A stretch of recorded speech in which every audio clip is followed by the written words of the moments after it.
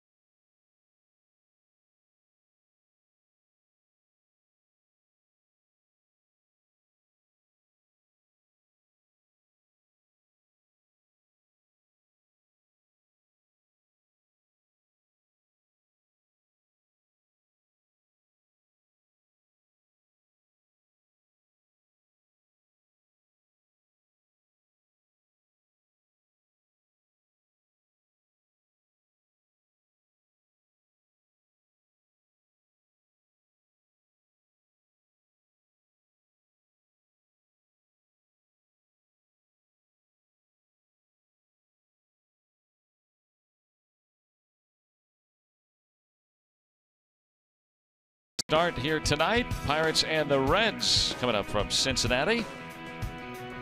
And Nova got to wear that uniform the last time he pitched in Williamsport. Gets to wear it as we begin Players Weekend. Hasn't been a great second half for Supernova, but he's pitched better his last couple of starts. Even on Sunday, he gives up 3 5 2/3. Really the big hit, a 2-run homer to Jerko. Outside that, he pitched great. .420 in his career against the Reds, and now he's facing Bob, who is much better as a starter than a reliever. Yeah, Robert Stevenson will go for the Reds. We'll give you all the nicknames throughout the evening here this evening on Players Weekend. And to recap what's going on around baseball, let's go back to our studios. Rob King. What's all that noise?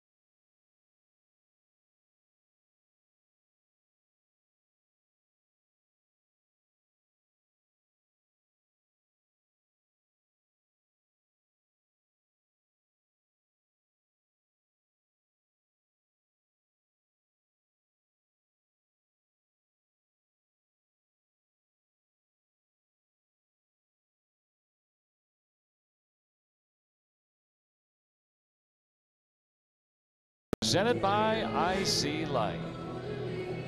Here with you from Great American Ballpark. The sun's setting. We're just getting started here tonight as Robert Stevenson getting ready to work for the Reds. Pirates have seen him once, the young right-hander. And the RAV4 lineup against him tonight. Tato will lead things off. Starling Marte with Adam Frazier to follow. Then Jay Hay, Josh Harrison. JB is Josh Bell. He'll clean up. Dave Heumann is David Freese at third base. Easy J. That's John Jaso at right. Francisco Cervelli doing the catching. The rook is Mercer. And then super Ivan Nova.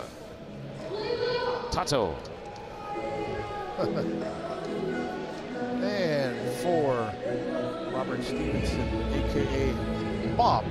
1-4, 6.13 ERA. The majority of those outings out of the bullpen actually has pitched pretty well as a starter.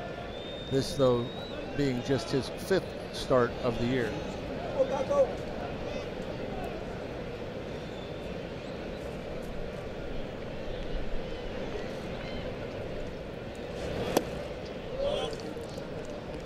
Ball 1 to Marte. Pirates got to wear those Players Weekend uniforms Sunday in the Little League Classic. So if they weren't the Pirates or the Cardinals, all these teams are wearing them for the first time. I like the Pirate uniform. I love the yellow. I've always been a black and gold guy, but I think it really stands out. It's pretty cool. Yeah, it's a lighter shade of yellow. What maybe a canary yellow? Yeah, I would. Something like that. Yeah. Wait till you see the Caps when they take the field.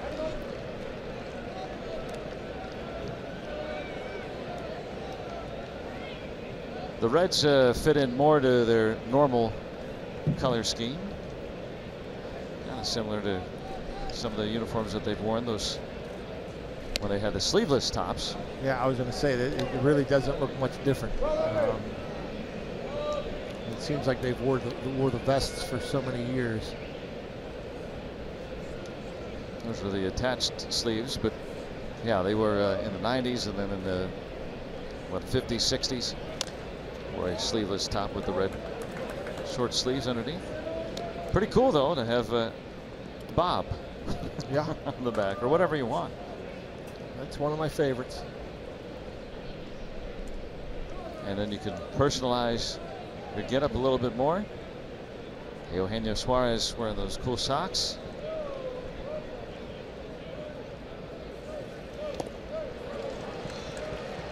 Bob strikes out Tato. Yeah, Marte did not see the ball well that at bat at all. I don't know if he's having a hard time picking it up or what, but really jumpy and chasing the breaking ball. So 1 out, and the Honda defense there. Suarez again over at third base for the Reds today. Cozart and Jeanette, or Coach and Ryan, with Toki 2, Joey Votto at first, Duvall, Hamilton, and Schebler in the outfield. You can figure out those nicknames. Tucker Barnhart doing the catching.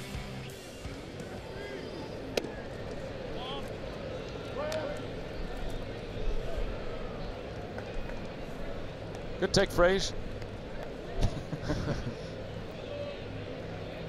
Pretty simple nickname.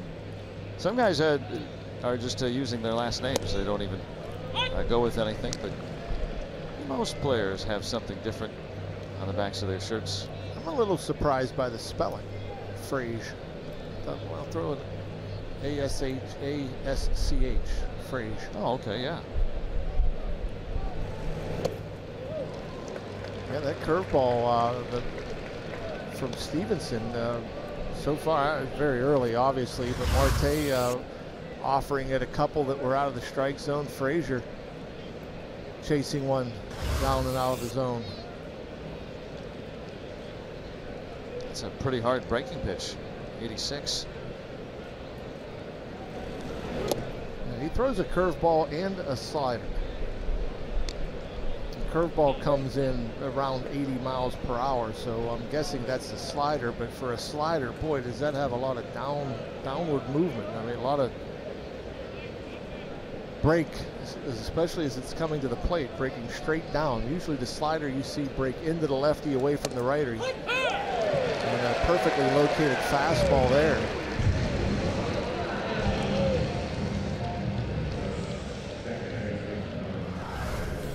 After throwing the curveball, then just freezes him, throws that two-seam fastball, and it just catches the inside edge. You'll see some late movement. Adam thought it was in.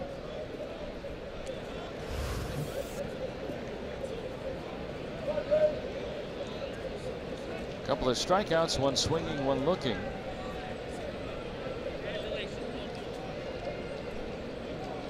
Umpires don't get to wear their names on the back. I guess it's Players Weekend, not Exactly. Umpires weekend.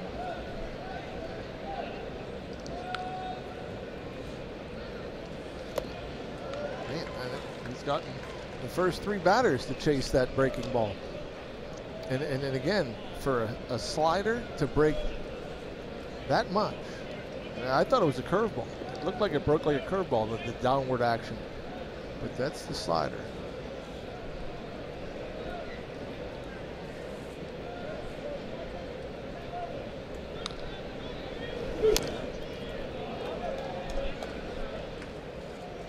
I guess the idea is to just try to be able to pick it up, right? I mean, because he's still throwing it, pretty much near the strike zone a lot of the time. To see the chases early in the count goes to show you that they're having a hard time picking up the rotation.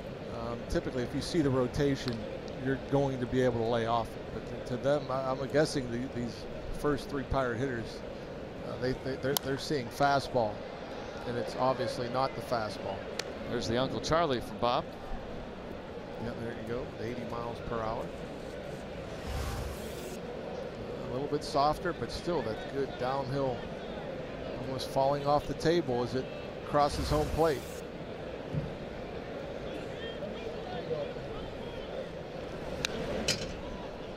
And then 97. That's a lot of velocity range to cover. Yeah. And down and away, down and away, and then up there. Up above the letters. Good job of staying alive. That's the pitch that's hurt Stevenson the most. Opponent's hitting 333.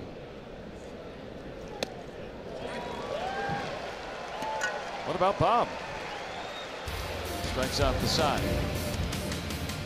Now the Reds come to bat here in the first.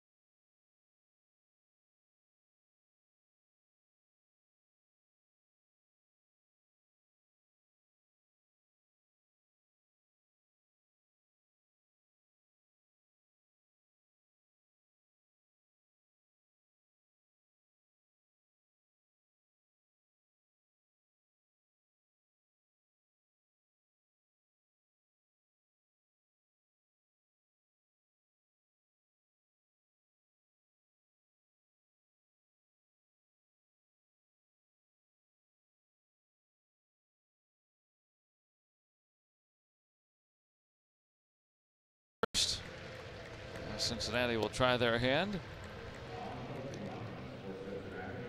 And for Brian Price's Redlegs here, it is the Hambone, Billy Hamilton atop the order with Zach Cozart and then Joey Votto. You see their nicknames here for Players Weekend: Adam Duvall, Scooter Jeanette, and then Eugenio Suarez, Scott Schebler. That's an easy one to figure out. Tucker Barnhart, and then Robert Stevenson, or Bob. Yeah, we're hoping that Supernova will be able to quiet these Reds bats. They've swung the bat pretty well against the Pirates so far, and Yvonne looking to improve on that 11-10 record. His 26th start, 160 2/3 innings for Supernova.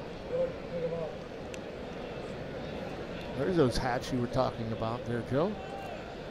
Very bright. Got the old Buccaneer on there. And cool that we get to see him a second time. The Pirates getting to wear those in Williamsport. And then the rest of this weekend, Friday, Saturday, Sunday, then it'll be shelved until next year's Players Weekend. The hometown kid pulls that one in.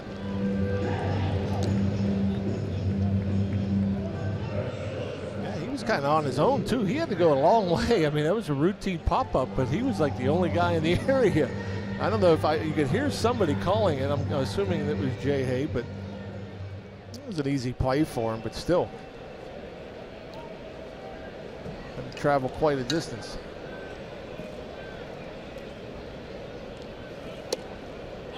Now Zach Cozart.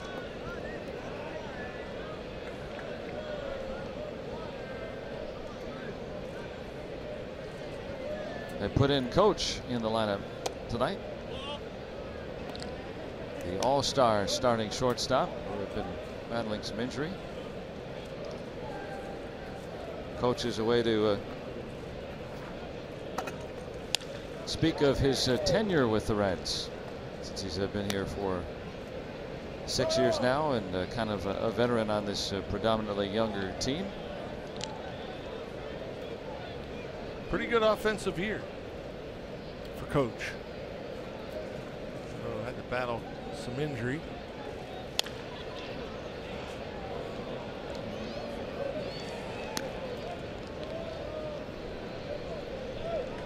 And then the patches too on these uniforms. It's got it for Mom and Dad. Thank you, Mom and Dad. It's really cool to see how the kids, you know, they start as kids there and then they end up a major league player, and that's kind of a part of the purpose of Players Weekend too. There's Josh Harrison's, and you can see that logo, how it's, you know, just a little kid and then grows up to be a teenager, then a young adult, then hopefully a major leaguer or a college player, or just playing for fun town ball on the weekends.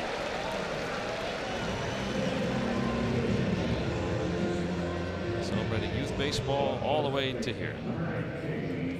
What do you got, Rock, for our Rivers Casino tips to win?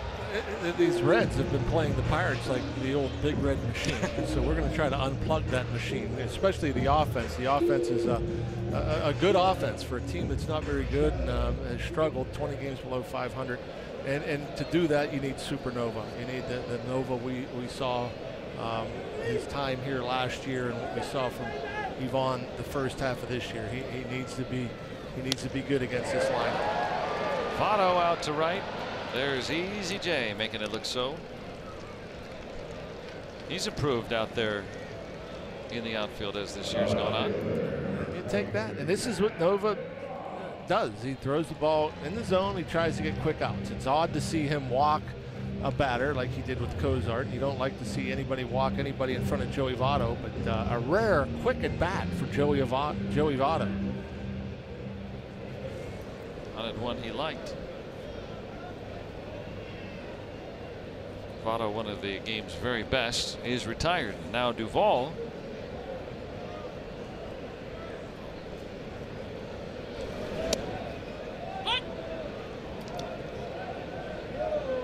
Very baseball nickname for him. Doovie. Right, isn't that, you know, you put the E sound at the end, you know, shorten the name, put the E sound at the end. Walkie. Brownie. Doovie.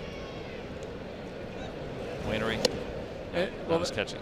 And that's what ends up happening. If you have like a 2-syllable last name, I mean, they'll shorten it to 1. If you have a 1-syllable last name, they'll make it 2. You know, that's typically how it works. And if you're Asher Wojciechowski, you bring it back down a little bit. Yeah, it's a 2, Wojo. Yeah. These are fun. I like these.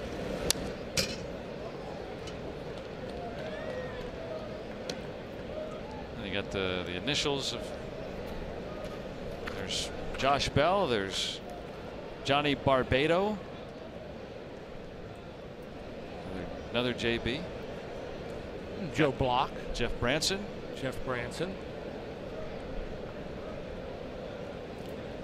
Joaquin Benoit, who's on the DL currently. Tailing away, and a nice play by Marte. Marte getting a good jump and hauling that one into end the inning. Had to change his route too. He had to go to his right a little bit as that ball was hooking and timed the dive perfectly.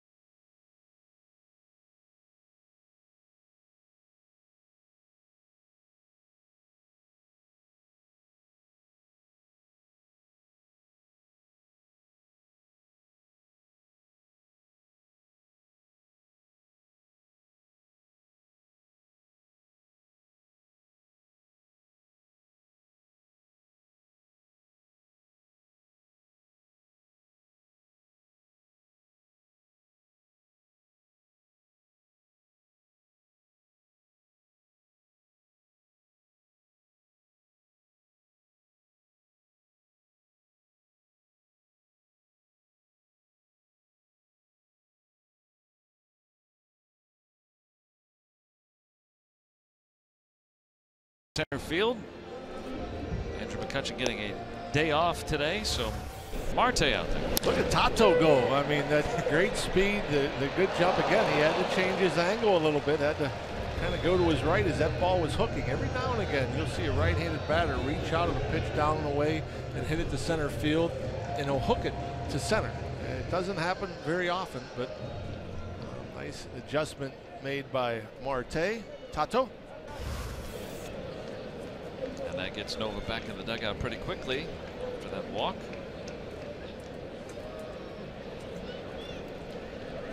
JB one.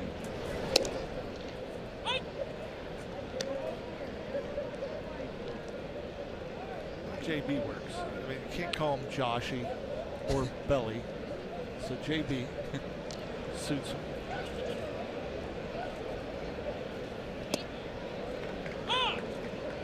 Curve from Bob. I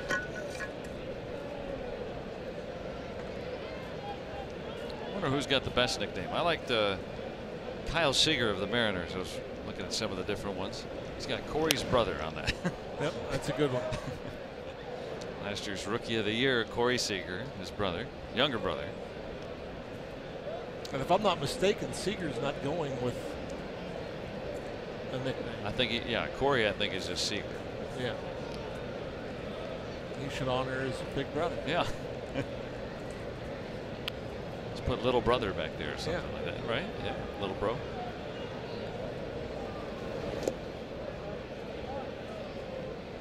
The players got to pick these names out months ago, and so some of the players, you know, they get called up at the last moment, maybe didn't have something submitted. So you may see some just kind of normal names on the back here and there. Hold up. No, he went. Chad Whitson says Bell strikes out. That's 4 in a row for Bob. Yeah, how about that? Start the ball game 4 straight. Andrew nap time. That's a good one. That's a favorite in our household. I know that. So that might be my favorite. Player to be named later. Just to show, oh, I'm just a throw-in, huh? Okay, I'm in the major leagues. That's got to be my favorite. That's a good one.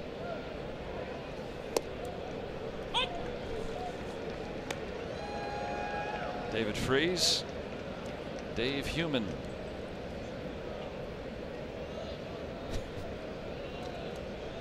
If you're joining us on the pregame show, Robbie explained that.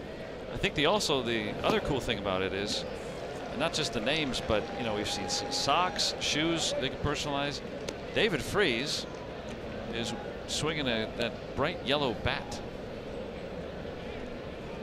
I mean, you know, you see an ash bat, it's somewhat similar, and then you look and go, wait a minute, that's yellow.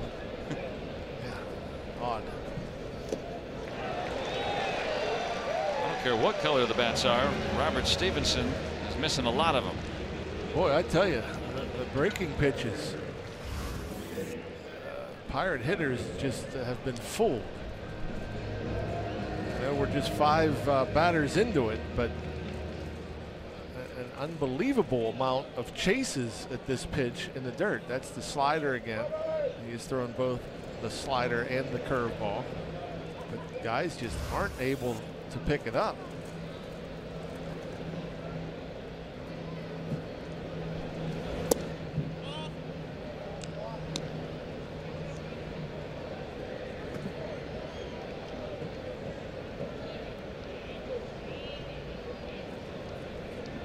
Easy J, John Jaso.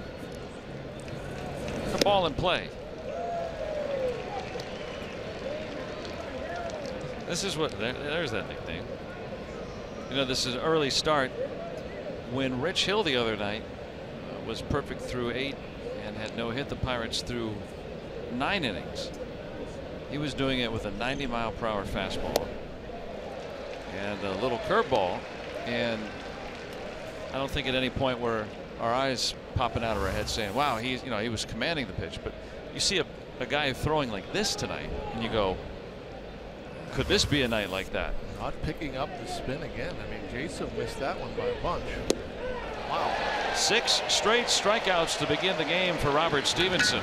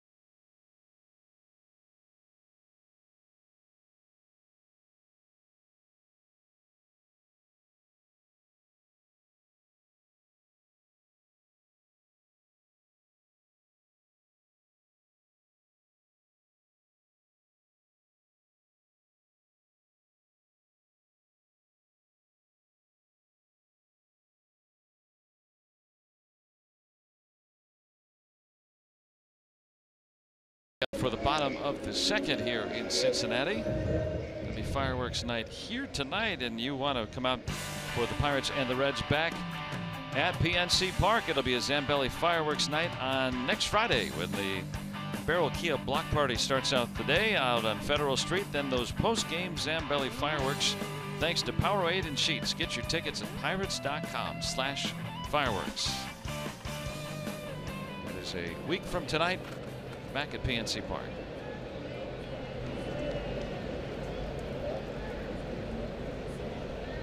Here is Scooter Gennett.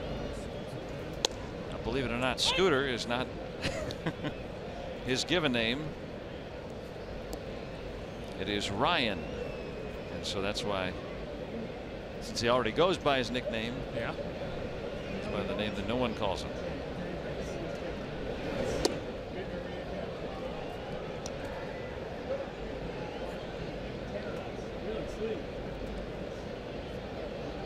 Now Ryan, literally no one calls him that anymore. They called him for the first 5 years of his life, and then Scooter came around.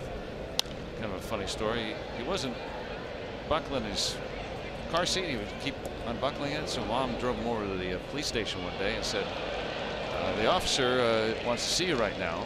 And he came in just to try to intimidate him in a way to have the young kid be able to buckle his car seat. And asked him what his name was. He goes, "Scooter," because that was his favorite Muppet at the time. And so that stuck with his family. They call him Scooter. Everybody calls him Scooter. So tonight, trying to go by his original given name.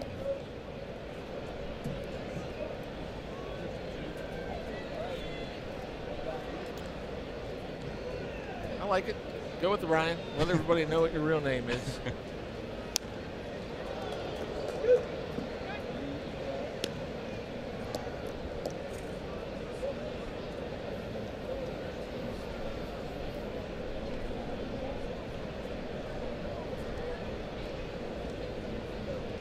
Now, Ivan Nova, his given name was Super when he was born. Ivan is his middle name. No, that's not true. That's the what is that? The some sort of thing that happens in space, right? I'm not really good with science. Yeah, I've heard of that phrase, the supernova. Right? I guess we could look it up. That's what you got to go with, right? If you Sure. You could go with Ivan the Great, perhaps. Better than the Terrible. I would. I think he would want to go with that historical figure. That was great. Curveball to strike out Jeanette to begin Players Weekend. Good one too. See it, the good downward movement. Supernova said, well, anything Bob could do, I could do. And, again, I mean, as a hitter, you're seeing the release point. You're seeing a pitch that looks like with 2 strikes that it's going to be, you know, about thigh high. If you don't pick up the spin, you don't anticipate it breaking into the dirt. And it looked like that one, you know, sometimes a curveball can kind of pop out of the hand a little bit right before. It looked like that one just stayed on that flat plane to start off with. Again, if you don't pick really up hard. the rotation on the ball.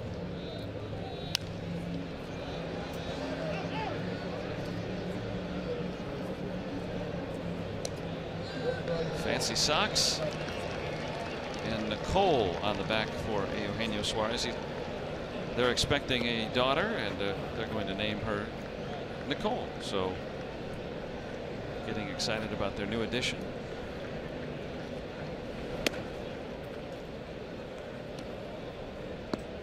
That's a nice tribute from Dad. Yeah.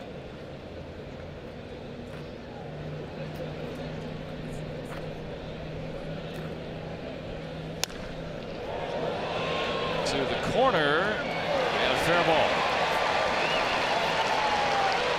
Frazier quickly retrieves it, but Suarez in with a 1-out double.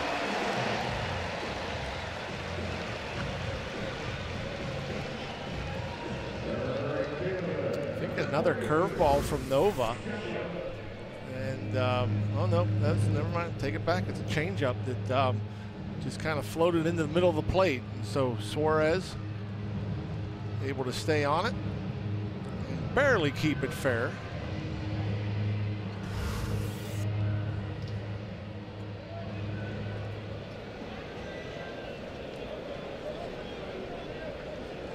So the Reds with the game's first serious chance here.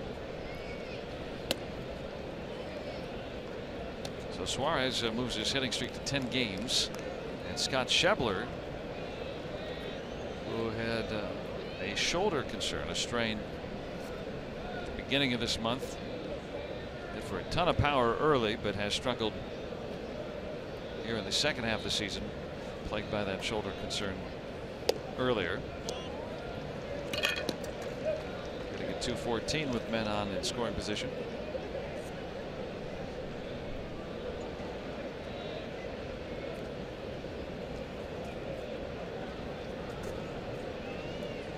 Those guys that has driven himself in more than teammates.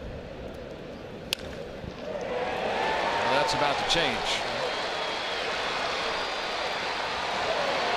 Jaso with his cap in hand, trying to track that one down, and Schebler will be held at third. He kept coming around as that ball kept going around the boards in right field, and it's 1-0 Cincinnati. And I was surprised, actually. I bet with 2 outs that Schebler would have been waved around. Another changeup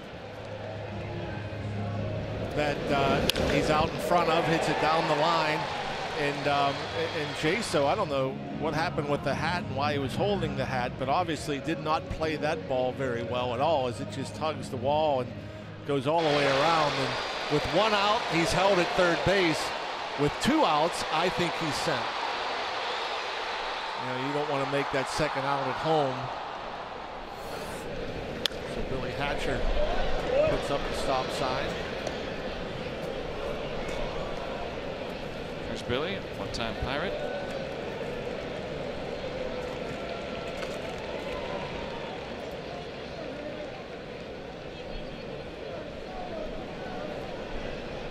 Tucker Barnhart, switch hitting Reds catcher. With 1 out. Reds with a run across. Pirates trying to keep it tight, especially the start by Stevenson with the infield in. You don't really have to throw him a strike. I mean, you have the pitcher on deck. And so I'm sure Nova will be very careful with Barnhart.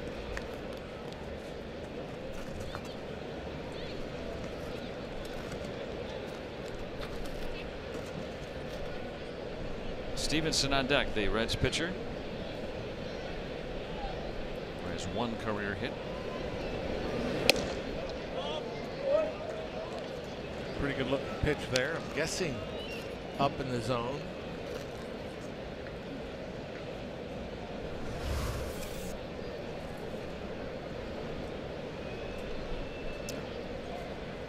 Well up out of the zone.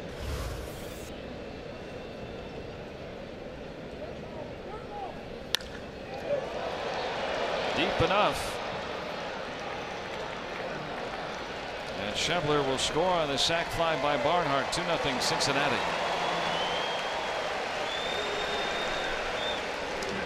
Like you said, Rock, the Reds do score. They're an above average scoring offense. And hard to keep them down. The Pirates have had some troubles with Cincinnati this year.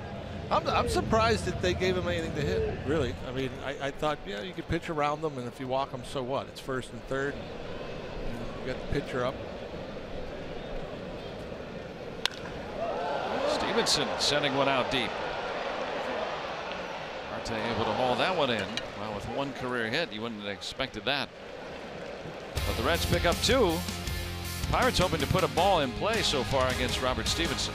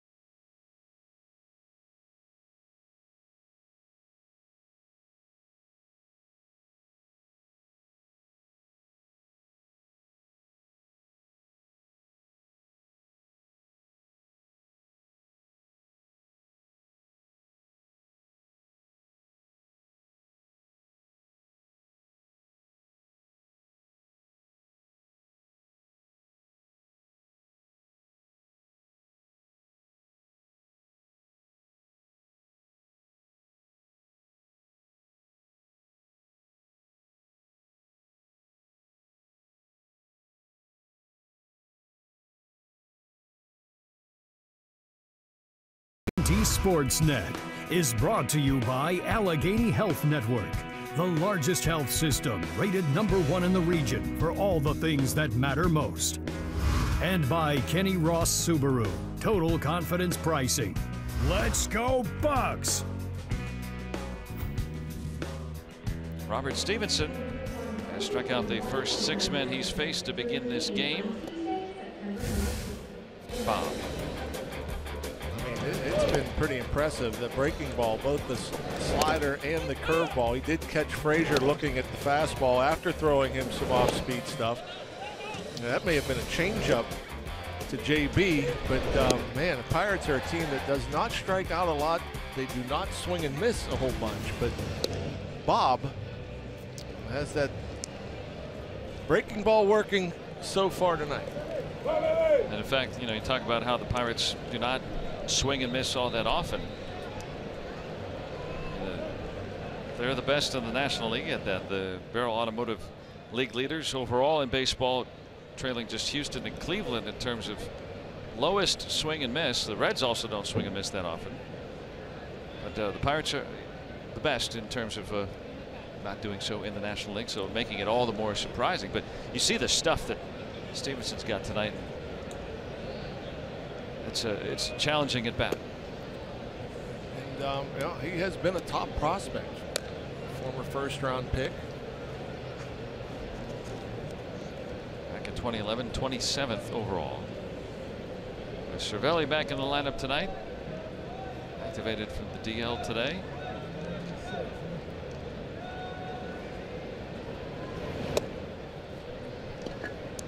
This is only his third 2-ball count for Stevenson.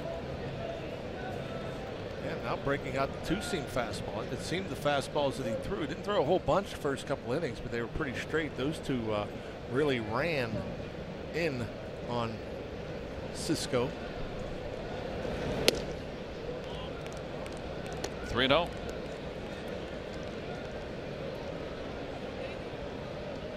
Trying to size up the strike zone. Talking it over with the home plate umpire James Hoy tonight.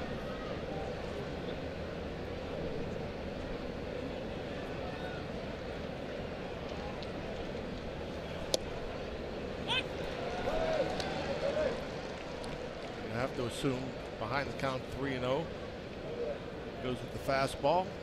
You would expect another fastball here, 3-1. That's the pitch that's gotten them into trouble this year.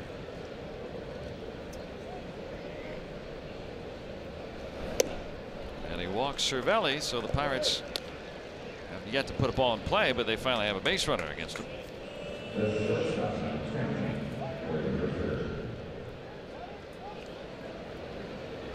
Stevenson in his first extended time in the major leagues, and look at what he's done in a few starts, seeming to improve. Oh yeah, you look at the opponent's batting average at just 224, and the average with runners in scoring position phenomenal in his 4 starts.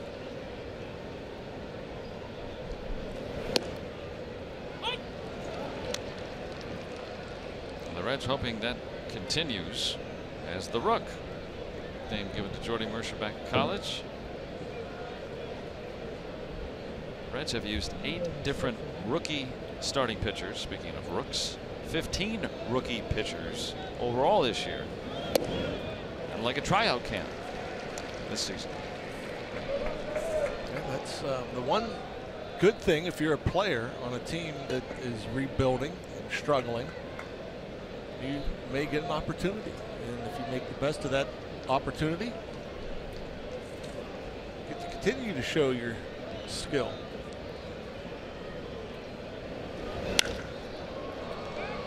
To Schebler. There's a ball in play. Baby steps.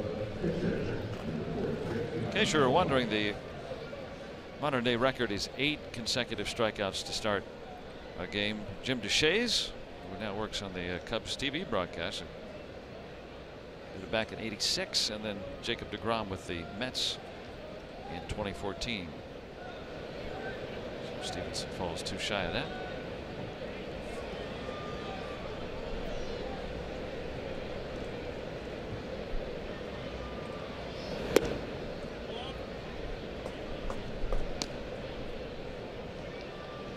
Nova trying to put Cervelli in scoring position here with 1 out.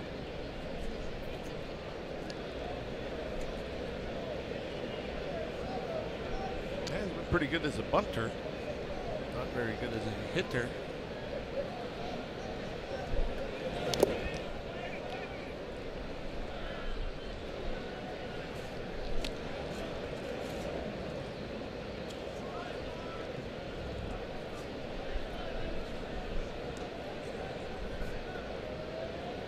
All those strikeouts in the first 2 innings didn't drive up Stevenson's pitch count.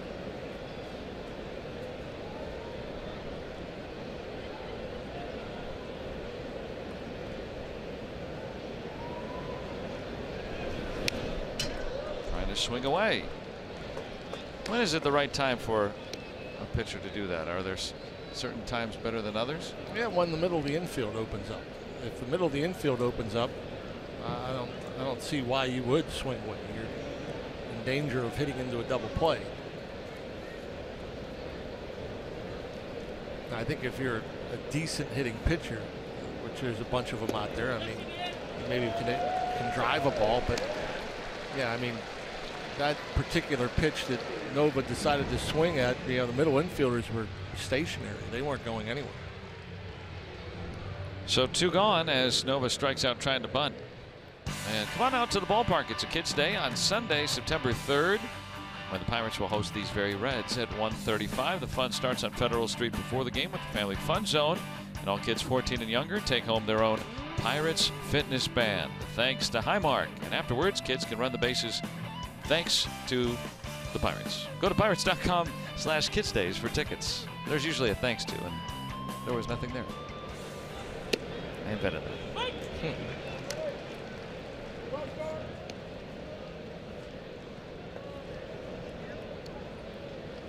So Starling Marte, the original pizza logs, will bring that to you. Thank you.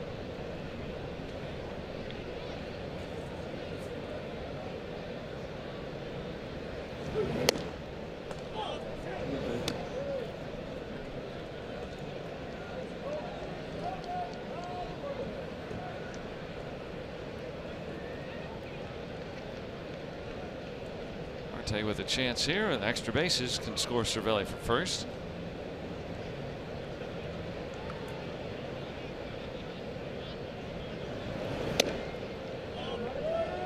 Really, Bob hasn't shown great command of the fastball. I mean, he's mostly gotten through the first time in the lineup with the breaking ball.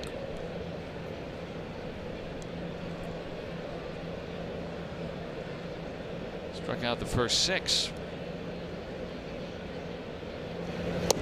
Pirates have not struck out 6 in a row to start a game since the records go back to 1974, and the Reds hadn't done it on the mound.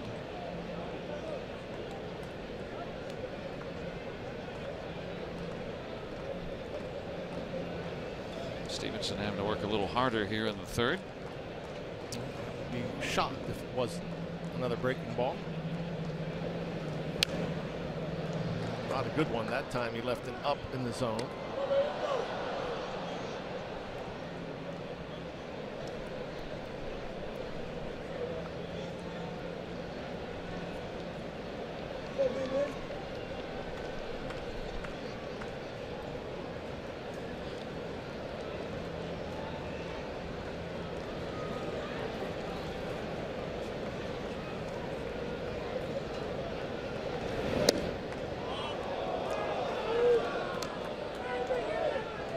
That time, 3-2.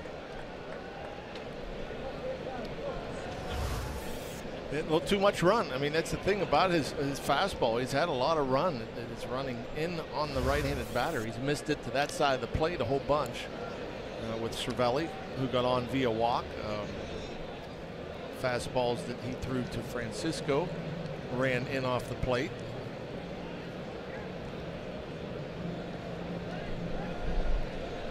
Two breaking ball. Cervelli on the move, and a base hit out to left. I'm surprised by that because I think he's actually commanded the slider and the curveball better than he has the fastball. But challenges Marte, and Marte with that quick swing, able to take advantage of that fastball that was up inner half of the plate. Yeah, if you want it up, you want it above the zone, right? I mean, that's prime territory. Not for a hitter. Definitely would prefer, in most cases, the fastball. Now Frazier, who struck out looking.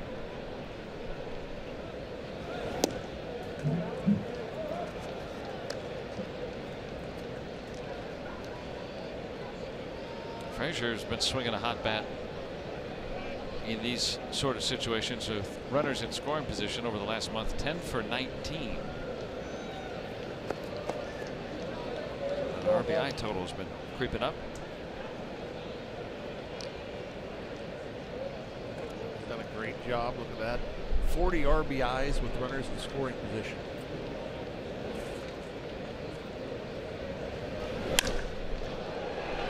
That'll drop in front of Hamilton. And here comes Cervelli trying to score. And he is in. And the run down long enough to plate the run. And Tato tagged. but Cervelli scores before the final out recorded. So 2-1 through 2.5.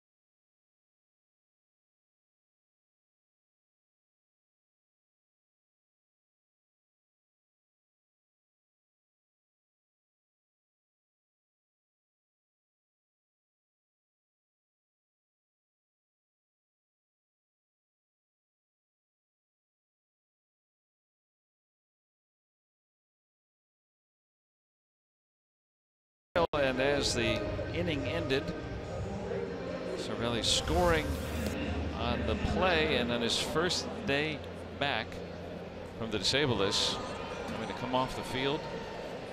He had had a hand and wrist concern. And Chris Stewart was going to go out and warm up Ivan Nova. Tom Prince was going to do it. Longtime former catcher. Now Sean Rodriguez is doing it. Let's see what happens to Cervelli here, rounding third. Right about halfway home. Like he pulled something. Boy, is that frustrating. I mean, I don't care who you are. You don't want to be on the disabled list at the big league level. But for Francisco Cervelli, first game back, first time on base, and back on the DL, it looks like. I'm sure that's premature, but it doesn't look good, that's for sure. He was on the DL with a left wrist and hand concern, as Chris Stewart will come into the ball game here. Now that looks like some sort of leg issue. He had had time on the concussion DL earlier this year.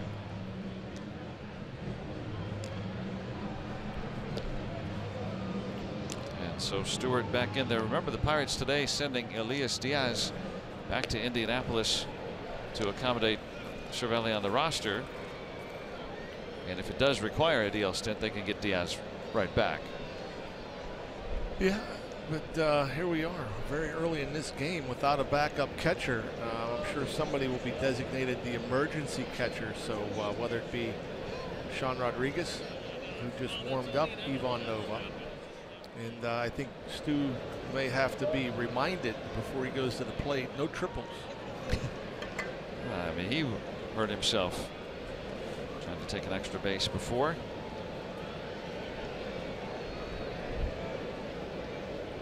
We'll give you an update if we hear anything about Cervelli. So the top of the order coming up for the Reds.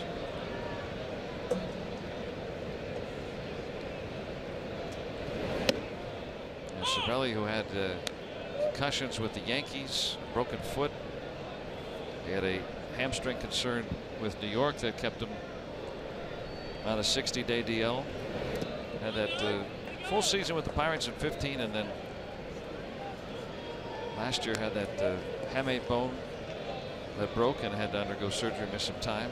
And then this year,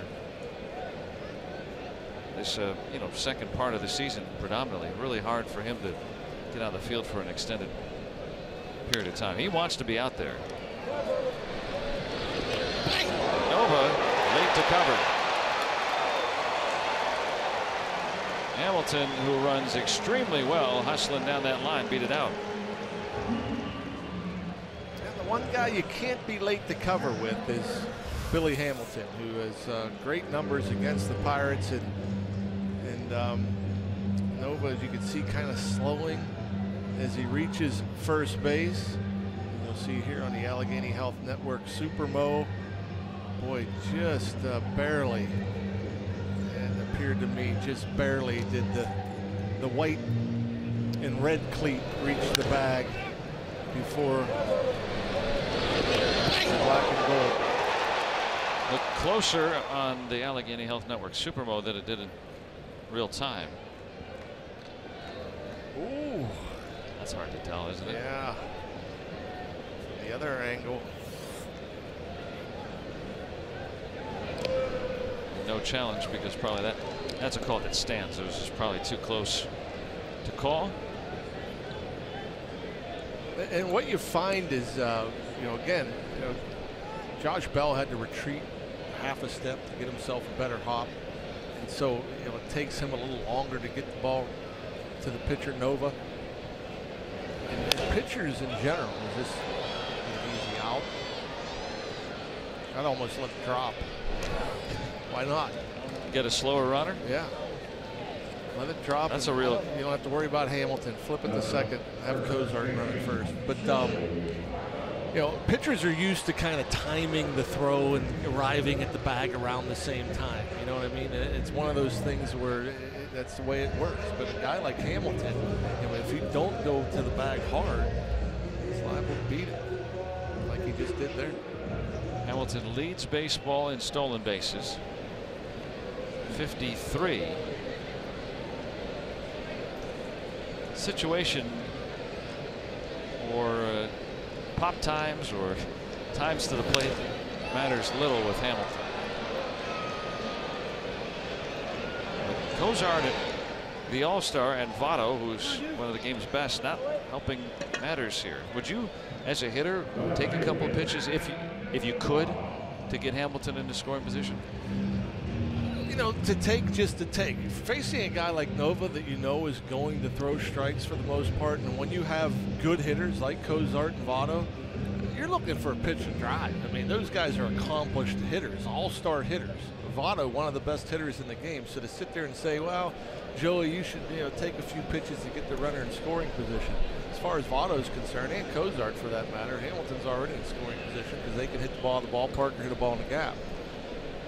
But, I mean, they're going to go up there and be selective and look for a pitch in an area. I mean, they're just not going up there, just swinging at anything they see. They're looking for a ball in a certain area, and if it's there, they're going to swing. I think they'd be foolish to go up there as accomplished hitters and just take just to take, and then end up seeing a pitch right down the middle or a pitch in an area where they like to swing the bat. Now Adam Duvall, still a big run producer for the Reds. And as you can see, Nova's quick enough to the plate with the first 3 pitches that Hamilton has been there on the bag to where Hamilton can't get a good enough jump. So if Nova continues to be that quick, you could be taking pitches, 2-3 pitches, hoping that he goes, and he's not going anywhere because he can't get a jump because of how quick Nova is. All parts of the intricacies of the game. As even if you're not a base stealer and you're hitting behind Billy Hamilton, you know which guys. They probably have a discussion. Like if there's a guy that's slower to the plate, like A.J. Burnett was always slow to the plate. Hamilton gets on base. Well, they might take a couple pitches then because they know, well, Hamilton's not going to take any time. He's going to go in the first pitches it's thrown. Hamilton running. Pitches a ball. And a good throw, but late. And that particular delivery from Nova was the only time that he lifted that front leg up. I mean, the other pitches were all slide steps, and he just slightly lifted that front left leg a little bit higher. He was a little bit slower to the plate, and that's all it took for Hamilton. I mean, a good base stealer like him, he's ready to go every pitch, and he's just waiting for that opportunity where he feels the pitcher is slow enough to where he can beat any throw to second. So do you think that Hamilton is looking at that and he can see? Oh, he's looking at every pitch to go. I mean, a guy like that, he's not going to pick or wait on counts. He's looking to go every pitch. And well, good pitcher with a good slide step is going to stop him from going, because you can't get a good jump when a guy's quick to the plate. But that one time, and that's why it's important for good base stealers to be ready every pitch, because there could be one pitch in an at bat where the delivery is a little bit slower. It takes a little bit longer. And if you get one pitch to go on, well, you have to be ready. He's at second with 2 away.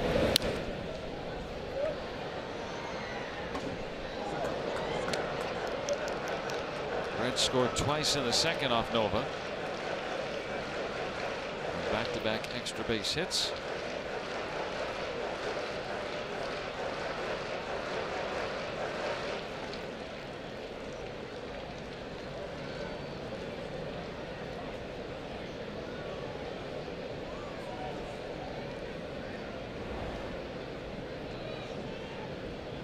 The 2-2, and he strikes out Duvall.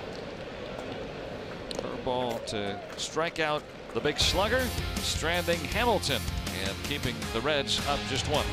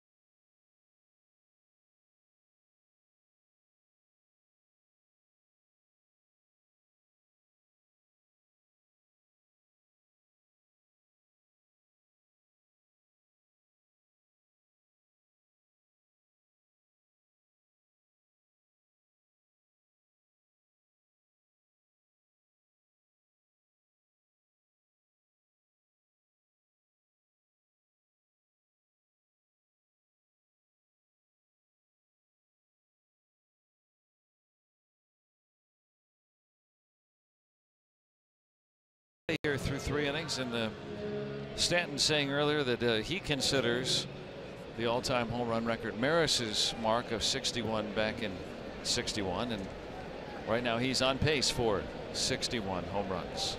I mean, I guess personally, if he breaks the 61 home run mark, then personally he has a record. I mean, I understand the reasoning, but it doesn't mean it's a record. Only in his head. Although there might be some fans that'll say, ooh, as far as I'm concerned, he's the home run king. And I hope he does it. I mean, he's a fun player to watch. At the very least, if he does eclipse 60, that has been done so rarely, and by guys who could really hit some home runs. So Stanton, who has been so fun to watch through the years, glad he's healthy. As we look at the lowdown, all the scores around baseball, giving us another added level of intrigue. And Stevenson has struck out 8 Pirates. Need him to 12 to come to the plate. You know, I saw a list of batters that have had the most home runs going into September, and I was shocked to see Luis Gonzalez, I think, had 51 going into September. I think he had 57 or 58 that year. Well, I mean, I know he's had some big home run years, but 51 through the first 5 months of the season, I was shocked. I'm still shocked that he hit that many home runs in a season.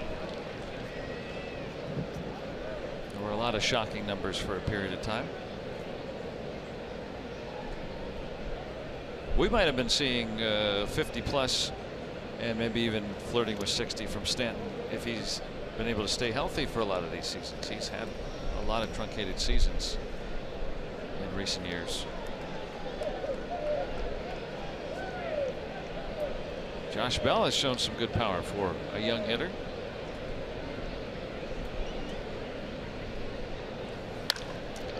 Off the glove. Bob and Ryan can't get it, and JB is aboard. Base hit for Josh Bell. And that was one of those times where the overshift cost the Reds and rewarded Josh Bell.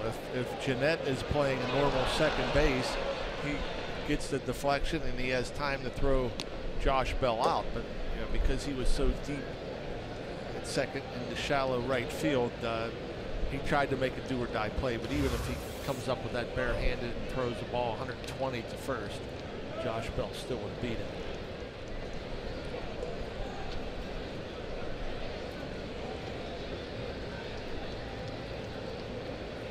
David Freese, a strikeout victim his first time.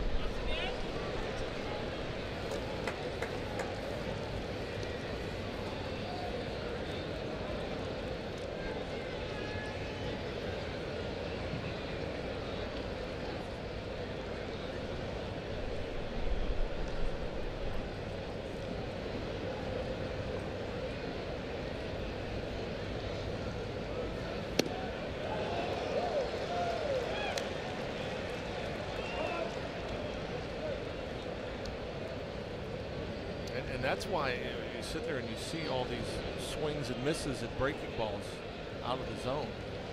When a guy's throwing 95, I mean, you still got to respect that. I mean, you can't sit there and wait and wait and wait and try to recognize the spin. And so, you see the 95, you got to gear up for it even with 2 strikes. He goes and throws another off-speed pitch, and then you're out in front once again.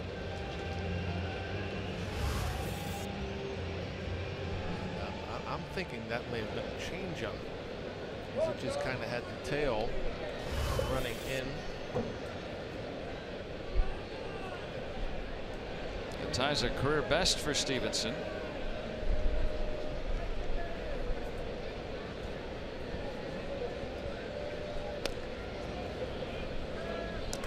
The only Pirates to not strike out against him so far have been Cervelli, who's left the ball game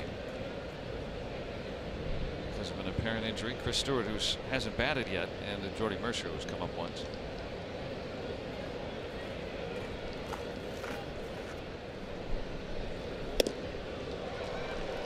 Stevenson in his 13th major league start. He's had some relief appearances as well. Pirates got their run on a leadoff walk and a pair of 2-out singles.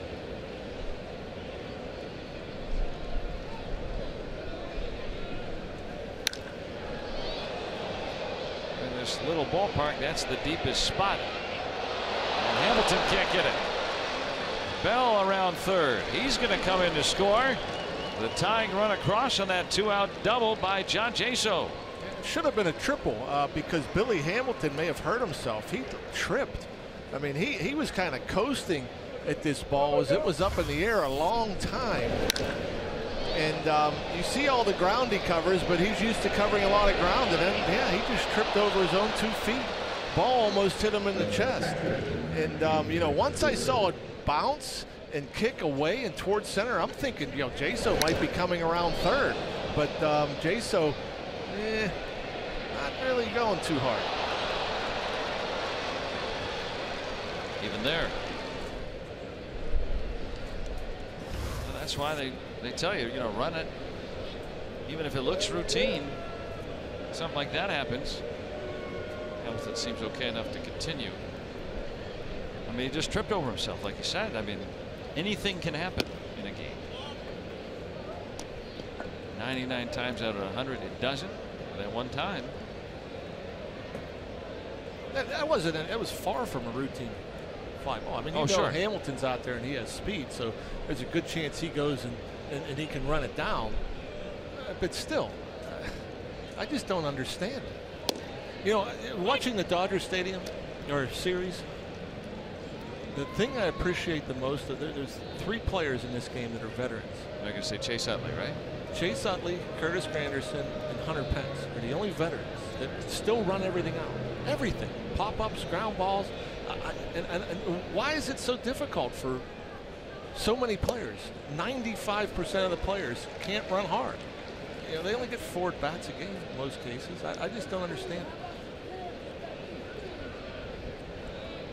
And if something unusual happens or unpredictable, which in the game of baseball, every night we usually see something. And I'm going to say this too, but I don't know the facts of this, and I might be way off base, but I don't ever remember any of those 3 guys.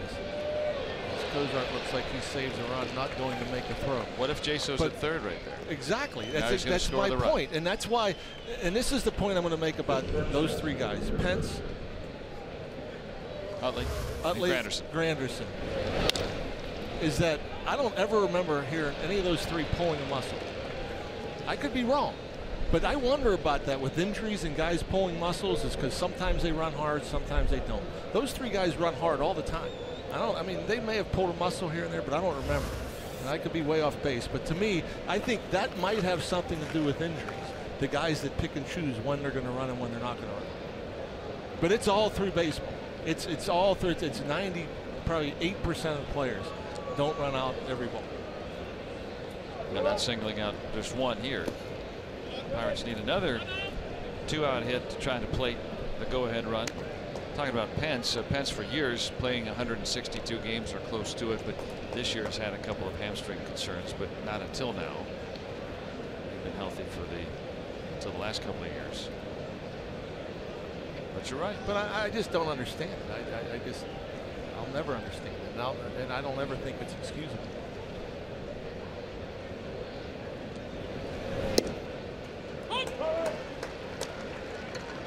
You can go the other way around with Hamilton in the last inning when he was able to beat out an infield hit on a very routine ball right to first base. Well, most hitters that could sniff a hit will run hard. Every one of them. You know, I'll say almost 100% that think they can get a hit, they will run hard.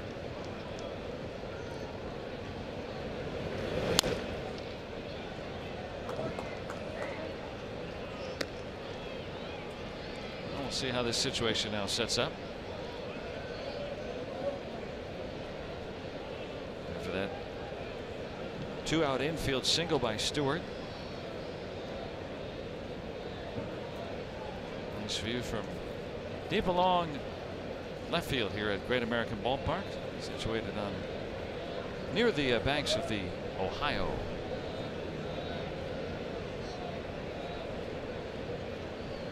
We can see Kentucky from here. Can run to Kentucky. I do it on a rare occasion, and then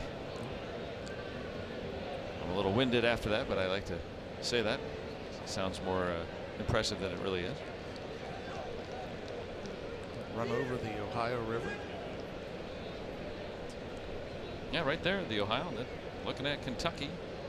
Licking River splits Newport and Covington.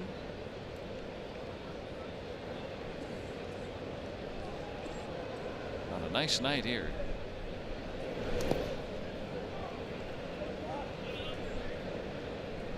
Well, Mercer as the 8-hitter. He's got the pitcher next, and Robert Stevenson. What were you saying earlier? Now, is this a situation? I mean, when you got 2 men on, you can't pitch around a guy, right? Or can you? I mean, Nova with 1 hit all year.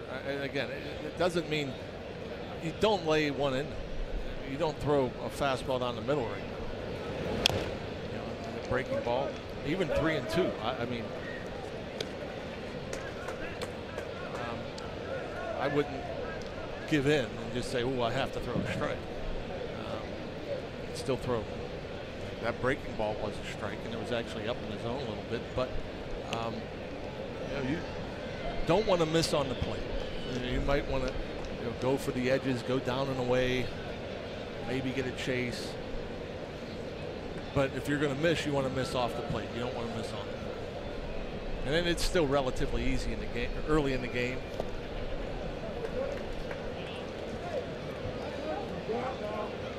Trying to lure him into a swing. And Jordy's really good in this spot as the 8th hitter. I mean, he's been there a lot throughout his career, and I think he handles it as well as anybody. Knowing the situation, knowing that a pitcher's not going to give in and just throw him a strike. Stewart runs, and there's ball 4. So they're full. Now it's going to turn the bat over to Nova.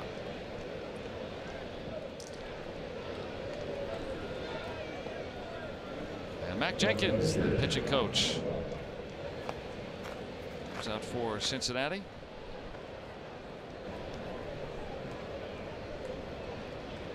And Nova, who spent Mac without the K.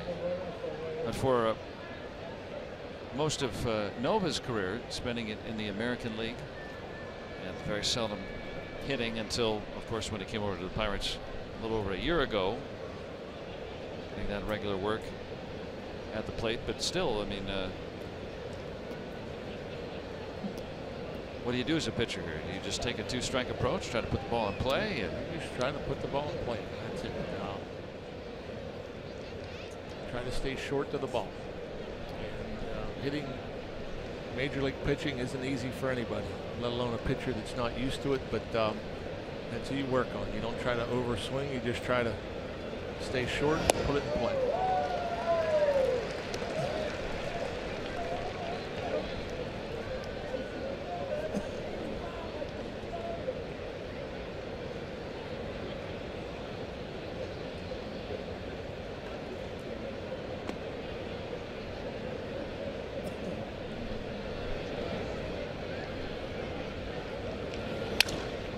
It's in play, but an easy play for Cozart. The Pirates get the equalizer on the double by Jaso. We're tied at 2.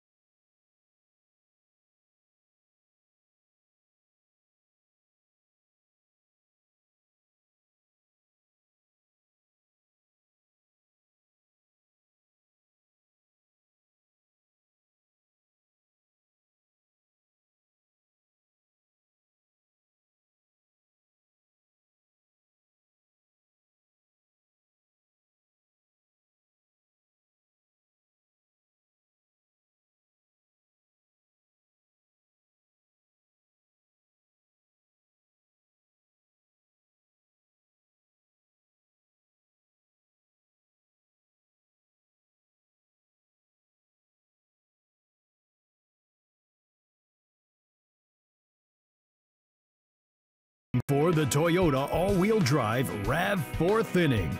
Toyota, what drives you?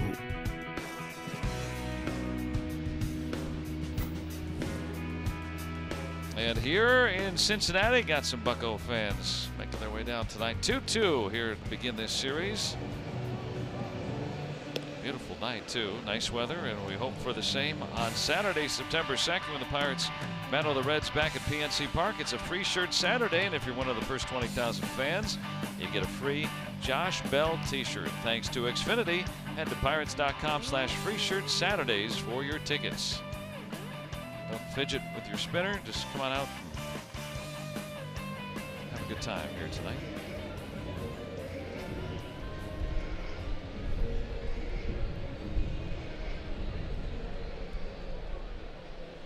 Looks like one of the that might be a free shirt Friday model back in the day.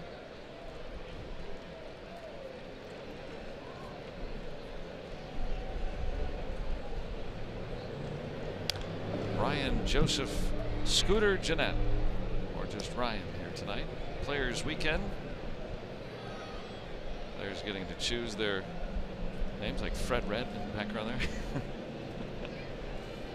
There's some coaches, all uniform personnel. Clint Hurdle was talking about how he just never really had a nickname. Nothing that stuck, at least. That's off the glove of Nova. Off the glove of Harrison. Like it had some interesting spin on it too by the time it got to J. Hay. Yeah, just came up on him. When they're going hard, as J. Hay always does, and thinking you have to be quick, so you can't afford to sit back and wait for a good hop. And as he comes in, he tries to pick it. It comes up, hits the heel of the glove. And nothing you can do about it after that. That's ruled an error, and so Jeanette will start aboard here for the Reds.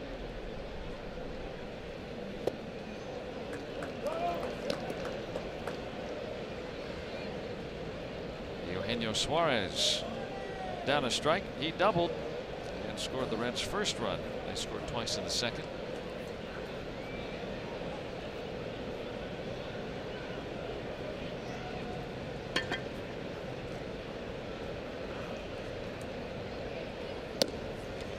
Pickoff play. Jeanette back. Chris Stewart in the game catching.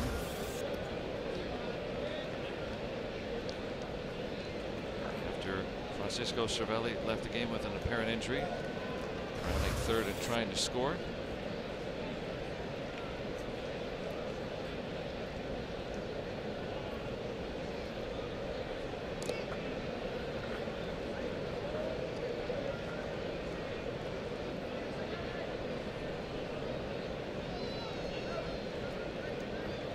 I wonder by the end of the weekend if I'm going to be used to the nicknames. Yeah, when we get relievers and things, we're going to have to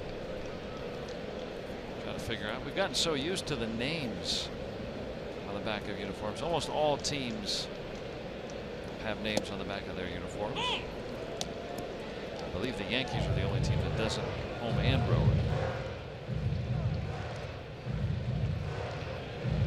But that, I guess, 50 years ago, most teams didn't have that at that time.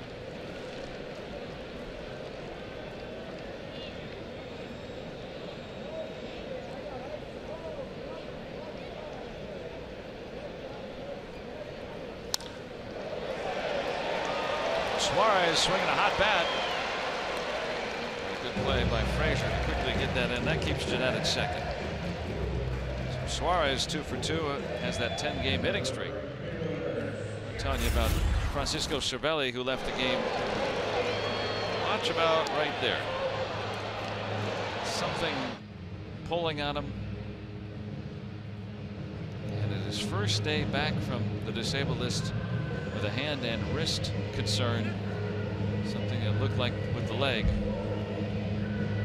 and he came out of the ball game. I guess either hamstring or calf.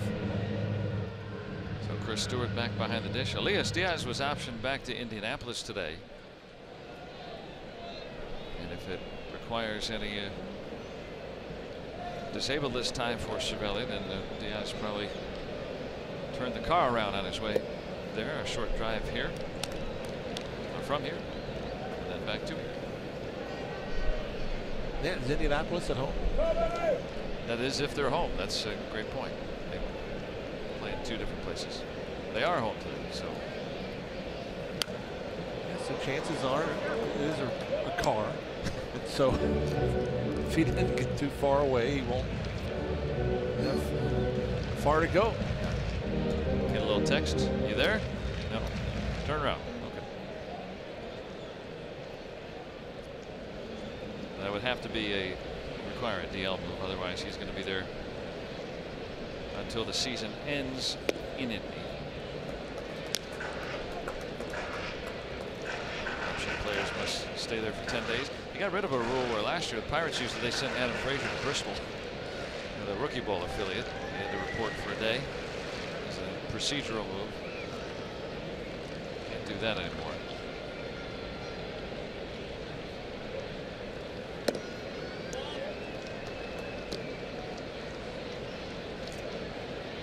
And now instead you have to stay down in the minor leagues for 10 days or until that team's season ends.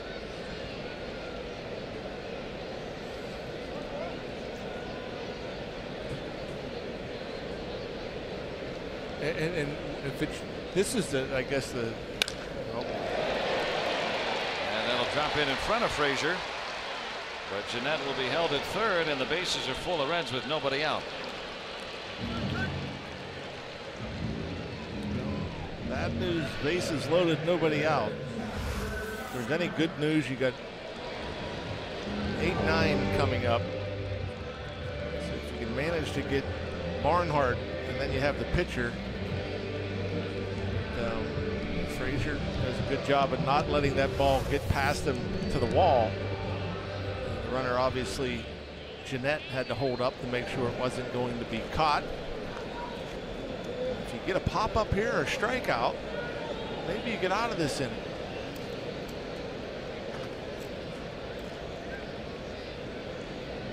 Barnhart with a sac fly his first time up.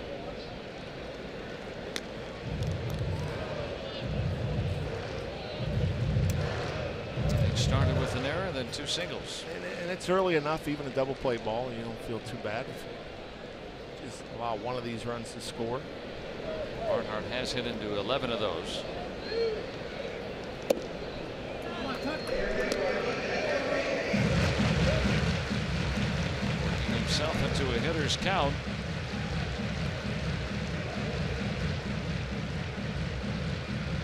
It's the thing with Ivan Nova. I mean, he throws a lot of fastballs, and so I'd be shocked. And Barnhart, you know, is sitting all over the fastball, looking for a location. Got a base hit. Station to station, the Reds get the go-ahead run here in the 4th.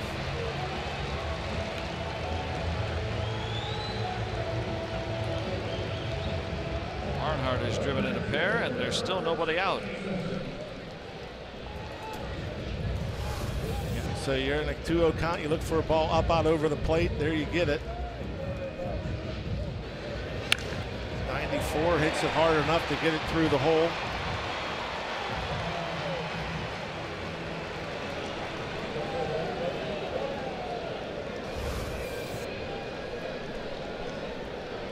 Barnhart aboard at first, Schebler to second, and Suarez now at third. Pirates will employ the infield, middle infield halfway, and the corners in on the grass. Billy Hatcher had talked to Robert Stevenson before he went to the plate. I'm not sure what the instructions were, but boy, Stevenson hit a ball a long way his first time up. Do that again, that plate's a run.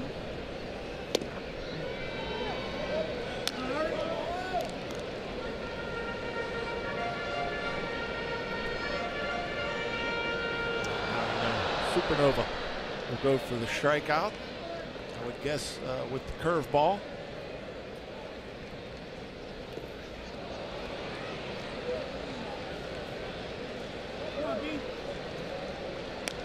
There's the first out. And Ivan Nova now will have to face Billy Hamilton. Very tough to double up. You look at what Nova's done against left-handed batters. And then in that great April when he was the pitcher of the month, of course, just dominating them. But they have little by little gotten better and better. You see that .532 slugging. That's, you're starting to look at a top 25 type player that slugs like that. So lefties are becoming a bunch of very, very good hitters every time they come up against him. And that's been most of the season now. They're 4 for 9 against him tonight. And that's where, you know, the changeup comes into play. And that first pitch to Hamilton, a good changeup to get ahead.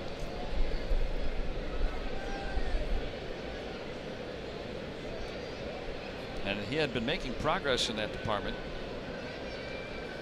using that changeup 2 starts ago against Milwaukee. That was a really beneficial pitch, but we don't see that very often. You know, fastball, curveball with a sprinkling of that changeup usually.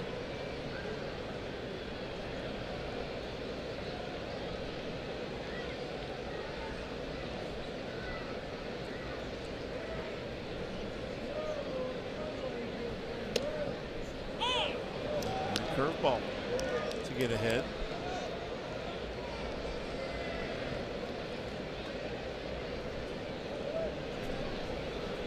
Bases loaded, 1 out. Reds have played it a run. Hamilton has bounced into 5 double plays. And he does that a lot. And that's the thing. I think for Billy Hamilton to be an elite player, not just an elite base stealer or an elite defender, an elite player, is to find a way to get on to make more contact. I mean, he just strikes out way too much. And you know, usually back in the day, you know, whether it be a Vince Coleman type or you know, a guy that can steal a ton of bases, you just come up through the system, hitting the ball on the ground, short swing, putting the ball in play, putting pressure on the defense. And you know, it's a guy that doesn't walk a whole lot. He strikes out way too often. But if he can ever learn to put the ball on and play more often, hit the ball on the ground more often, you know, all of a sudden he's closer to a 300 hitter than a 200 hitter. And then he's on base a ton more. Then, you know, he might be making some all-star teams. Will this stay in play? Looks like it'll go into the seats. Hamilton in 2 weeks turns 27. He's getting to that point of his career now where a young guy should be entering his prime. And you know, having seen him come up through the minor leagues, I'm curious to see if that ever does click with him. He's a hard worker, I know that, and he has improved, but he gets on base about 30% of the time. And like you said, the strikeouts, he strikes out like a big-time power hitter. And it's almost like, you know, I'd almost want to have to hire Brett Butler just to work with Billy Hamilton when he was in the minor leagues. Teach him to bunt, teach him to hit the ball on the ground, slap the ball the other way. You know, anytime like with him and his speed as a left-handed hitter, if he made a shortstop move to his right, he's got a hit. You know, with or that even type of the speed. Bouncer up first that we saw earlier tonight. Somehow that was a hit. But I mean, we talk often about the approach. You hear Clint Hurdle and Jeff Branson talk about using the big side of the field, hitting the ball the big side of the field. When you think the big side of the field being the opposite gap, that allows you that little extra time to see the ball, and you recognize speed and spin, you recognize ball strike, and you hit the ball the other way. As a left-handed hitter, Hamilton should be trying to hit the ball on the ground the other way. For me, I mean, he's a totally different hitter if he can learn how to do that. A hot shot toward Billy Hatcher there. El Hacho.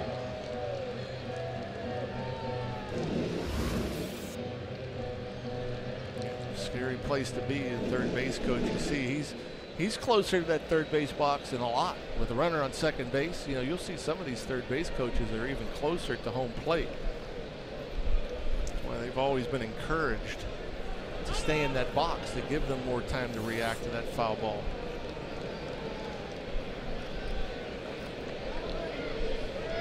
Base is full of Reds, a run across. Nova has come back to strike out Stevenson and Hamilton. Got 2 strikes on Cozart. Spoils another. 96 from Nova on that fastball. And awakening Billy Hatcher again.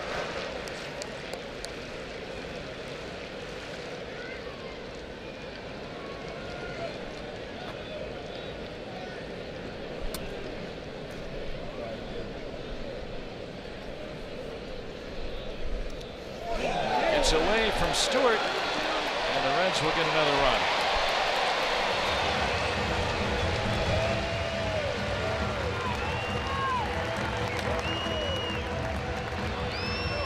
Suarez is in. It's 4-2 Reds on that wild pitch.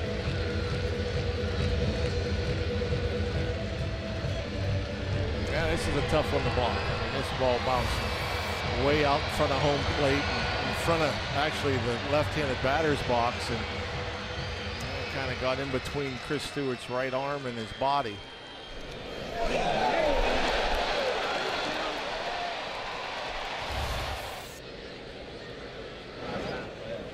Now 2nd and 3rd. No strikeout, Votto. Or pardon me, Cozart, I beg your pardon. So 3 straight strikeouts and 2 stranded, but 2 across for Cincinnati.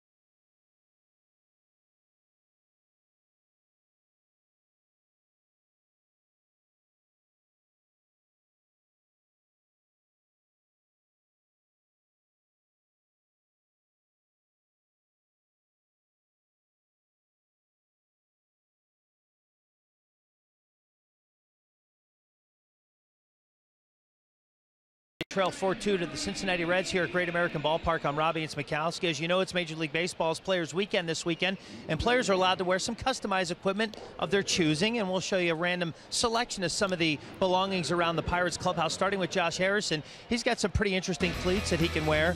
In fact, he has 3 separate pairs of cleats, and there's a look at one of them with the yellow. That's actually the cleats. Those are the cleats he's wearing tonight. There's another pair. Some gloves with the Evolution logo on it at the bottom. And Garrett Cole, what a fantastic bat. Hopefully he uses it tomorrow. Captain America. And those are the cleats of Trevor Williams. Those are Josh Harrison's full cleat selection. Trevor Williams had his teammates, by the way, sign his cleats. He doesn't know what he's going to do with them just yet. But Josh Harrison, a pair of cleats on the left, they're Coogee cleats. Now, he's not sure if he's going to wear them for one simple reason, Joe and Rock. And that's because he's not sure that it matches the rest of his outfit. He said, I'm allowed to wear them, but my teammates know I really like the match, and these just don't match. So we'll see. Maybe he will, maybe he won't. We could see 3 different pairs of cleats on Josh Harrison's feet this weekend, guys. That's fun, you know, and one of the things that baseball wanted to do with Players Weekend is to allow players to express themselves a little bit more, allow them to have the, you know, violate the rules a little bit of the uniform and be able to branch out aside from that. And have some fun with it. And so when they negotiated the new collective bargaining agreement, this is one of the ways that they did that. So if you want to wear that, you can. And if you like just no socks or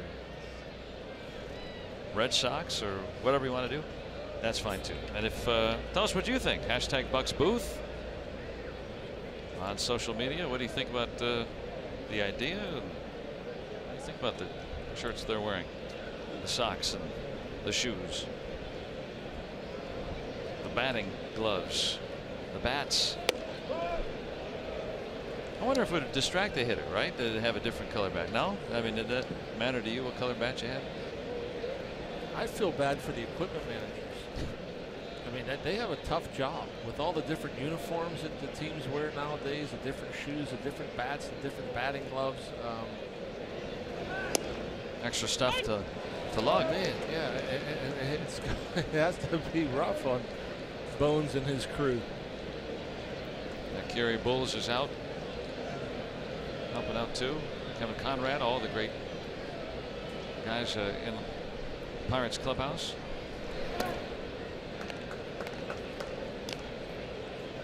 Yeah, I didn't very much. It was the old Louisville slugger with the regular old finish. And I'd probably go through one pair of cleats a year because I didn't want to have to break in another pair. 3-1 here on Frazier with one out.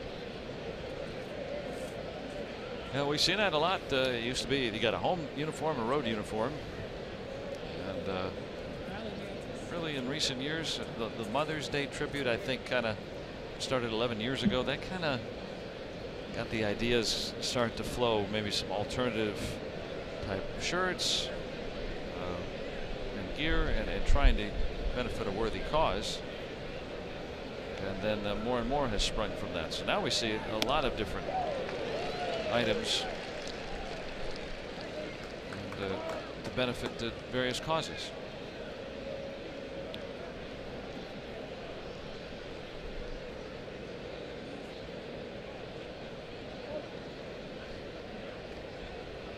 Three and two on Frazier. He'll work the walk. So both pitchers tonight starting to work up their pitch counts here. And to commemorate the inaugural Players Weekend, you can do so at MLBshop.com. There's limited Pirates jerseys and tees featuring the player-picked nicknames. You can wear the gear the players are wearing on the field, and it's available while supplies last. Go to MLBshop.com. You'll definitely be seen wearing those caps. Yeah, I have a feeling we'll be seeing those caps all over the place after this weekend. Well, they are sharp. Now, it's not the normal, pirate gold. It's like school bus or taxi cab yellow. But you can buy hats of all different colors now anyway. Oh, you yeah. can buy a pirate hat and a blue pirate hat if you wanted to. Another cool thing to set you apart.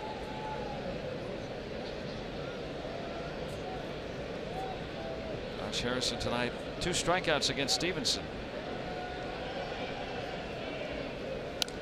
Stevenson has struck out 9, which has tied his career best.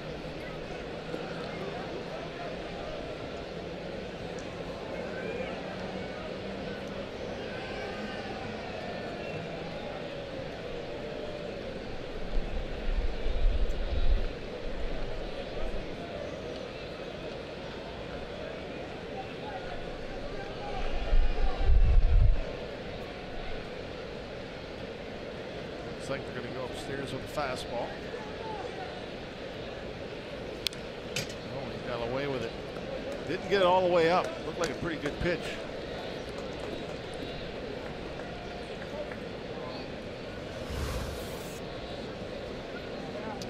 0-2 fastball. Boy, we've seen Jay drive that pitch. In fact, it reminds me of the near grand slam the other night where he hit the ball off the top of that right center field wall and a fastball that was up. He can definitely handle the pitch up. Not many pitches that Jay Hay can't handle.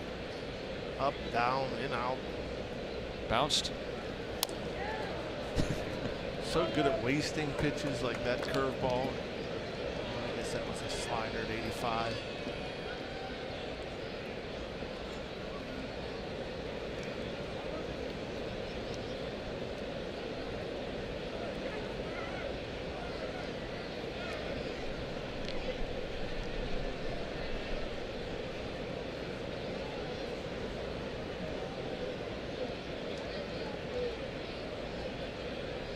Frazier running. And he is out. One hop throw from Tucker Barnhart, who is one of the best at throwing out attempted base stealers. To go up and get this pitch and then kind of threw it downhill. A nice job of picking it and putting that tag down was Scooter Gennett just barely gets the front foot. I thought maybe he had missed him, but you'll see just a little touch there. Just enough.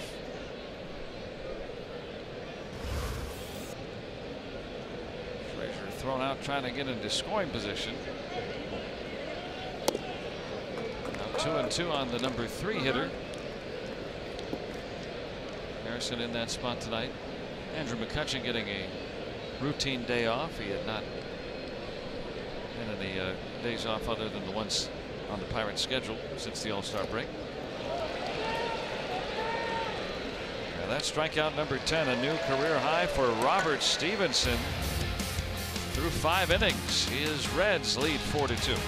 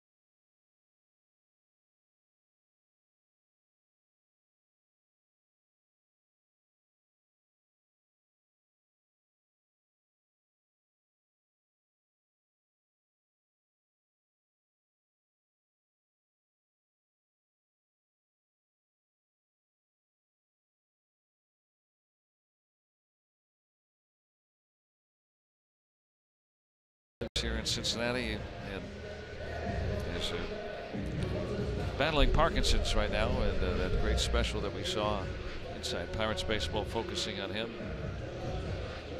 One of my favorites, the Cobra. And he could do a lot of things. He was fun to watch. Cannon of an arm, power.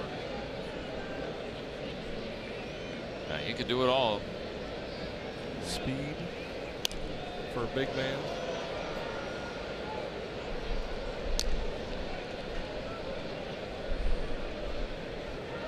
He had a little run there where, you know, arguably the best in the game for a few years there.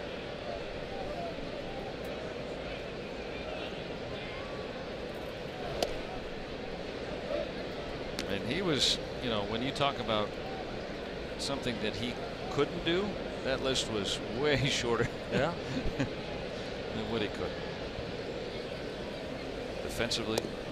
You know, of all the things that he has done, whether it be All-Star games or you know, MVP, batting titles, or driving in 1,000,000 runs, the strangest thing I remember, I was at a ball game and taking easy out there.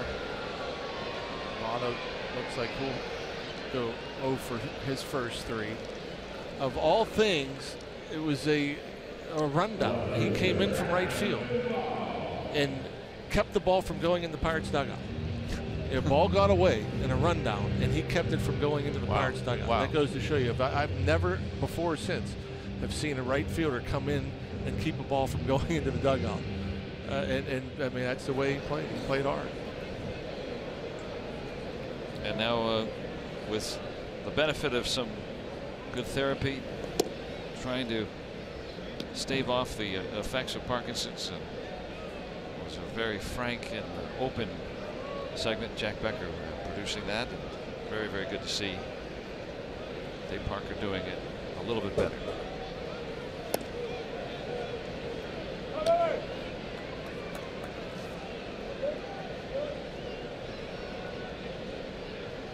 Getting word on Francisco Cervelli leaving the game today after rounding third base. Left quad discomfort. Quadriceps muscle on the left leg. Ball. Home run number 30 for Adam Duvall. And the Reds lead by 3.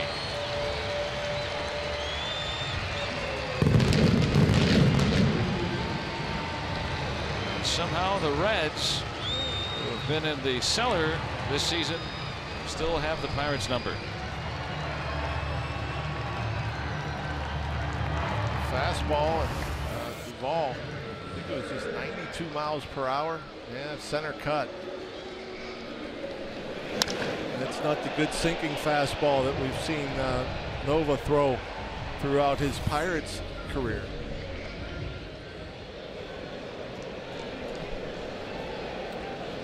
And for a guy, that Nova that throws a good sinking fastball and wants to get the ball on the ground, that's his 17th home run allowed on the fastball. He has allowed 24 now on the year, 17 on the fastball. Yeah, the ground ball rate that he had the first couple of months of the year, that has changed significantly over the last 3 months. And the amount of home runs, there's something called home run to fly ball percentage. Basically a predictor of, usually stays pretty much in a certain range. He was outperforming that by a significant margin in April and May. The last 3 months, it's way over that average. So you could surmise just being more hittable location, right? I mean, it was so pinpoint, not walking guys, but also not allowing a lot of hard hit balls in the earlier portion of the season. That's happening more and more as the season's going. And that, the balls that are in good locations don't get hit as hard. I mean, it's just a lot of it has to do with that. Good location, late movement, down in the zone. And the kind of start that Nova had this season is almost a curse because he was so good. You kind of almost expect that, but can't do that all season. Let's go back to Rob King in our studios with a game break.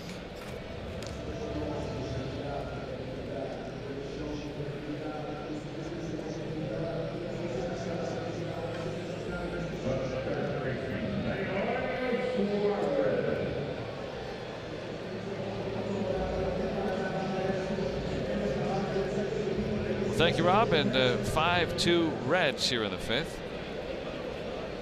Quintana has allowed 6 runs in 4 innings. He hasn't exactly dominated, like most people just assumed. His name being thrown out there, and possible trades with the Pirates over the winter, and now he goes to the Cubs. Everybody just assumed that Quintana was going to be, this phenomenal pitcher. His recent past would indicate that, but it is not materialized. Yeah, I mean, the ERA is over 4.5 currently. Look at some of the scores on the lowdown. Because this is the one thing about Quintana. I mean, he's had some pretty good years and pretty good numbers, durable innings, and blah blah blah. But is he your top of the rotation guy? Is he the guy you want to pitch that first game in the NLCS or the ALCS? I think that was the major question a lot of teams had when the White Sox shopped him this offseason and then again in July. I mean, if you're going to give up 2 or 3 of your top prospects, are you going to want your 3rd best starter in the postseason in return, or do you want a top guy? I mean, like when they traded Chris Sale. Now that's one of those types of guys. Chris Sale's the guy. Yes, you give up. What do you want? We can have him, sure. Well, Nova here has walked a pair now tonight.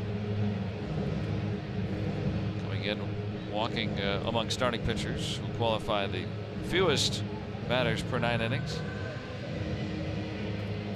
Not that 2's all that much, but for Nova, we remark And it's crazy to see him in over the 90 pitch mark in just the 5th inning. And that's the other thing he's done so well. He leads baseball in fewest pitches per inning. Yeah, he's still under 14 pitches per inning. Not tonight. And Schebler sends that one into the night.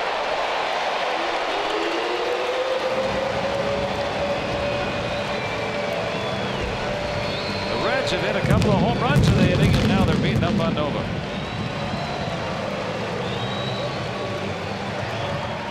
Schebler just in the 5th inning, a double away from the cycle. Well, he had been hitting under 130 since the All-Star break. He's got 3 hits tonight. Yeah, this ball again. You look at the location, up out over the plate. Ball was hit a long way. That's the difference between when Nova's outstanding as Ray Searage comes out, right? I mean, we were just talking about that. Down in the zone or even beneath the zone, corners. He was so very good at that earlier this year and has been at times throughout the year, but more often than not now we're seeing more and more times like that. You never, as a sinker ball pitcher, want to leave pitches above the thigh. And both pitches this inning have been thigh and above. And you're not going to get the same movement. The ball is going to flatten out. And then you add to it that they were both in the middle of the plate. You know, that's asking for trouble. Saw Daniel Hudson start to get up. These Reds have won 8 of the first 10 meetings this season against the Pirates. Tucker Barnhart has driven in a pair. And I quipped about it in the open, but it's a real thing. I mean, you think about, I mean, the Reds are a Major League Baseball team that can beat anybody, and they have. But if you just imagine for a moment if that was the inverse, if the Pirates were 8-2 against the Reds, where would this season be right now? Pirates on very much the periphery of things when it comes to the postseason. Well, the one thing you have to, everybody has to notice and admit, the Reds have a good offense. No doubt. I mean, their offense is, I would guess, in the top half in the National League. I mean, they have 13th power. Out of the 30 teams, above average. Above average yes. offensive club. I mean, their pitching is, and it's a lot of youth and experience, and their pitching has been their downfall. I mean, their starting rotation has an ERA over 6 on the year. I'm sorry, that's why the record is where it is. I mean, this team can pile on the runs. They can hit. Yeah, they've had 8 different rookie starters, 15 different rookie pitchers.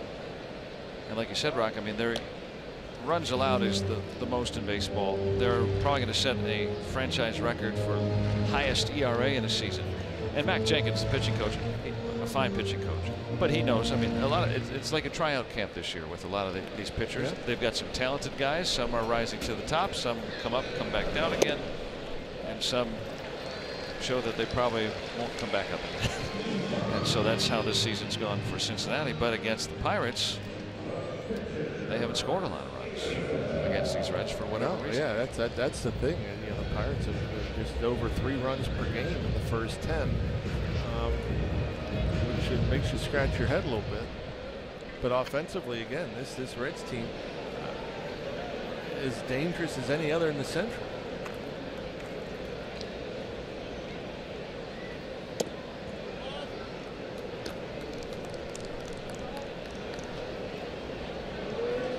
So Robert Stevenson, the Red starter, gets to bat for a 3rd time.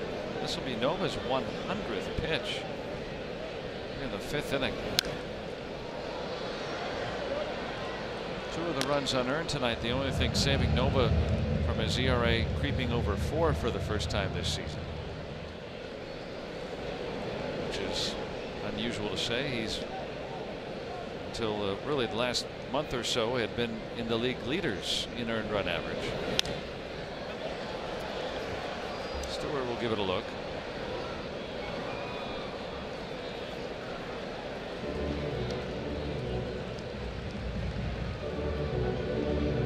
Nova gave up 7 runs in Colorado back in late July. So this equals a season most.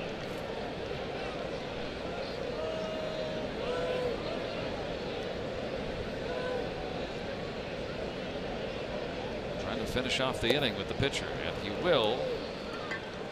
A tough 5 for Mr. Nova tonight, and Cincinnati leads by 5.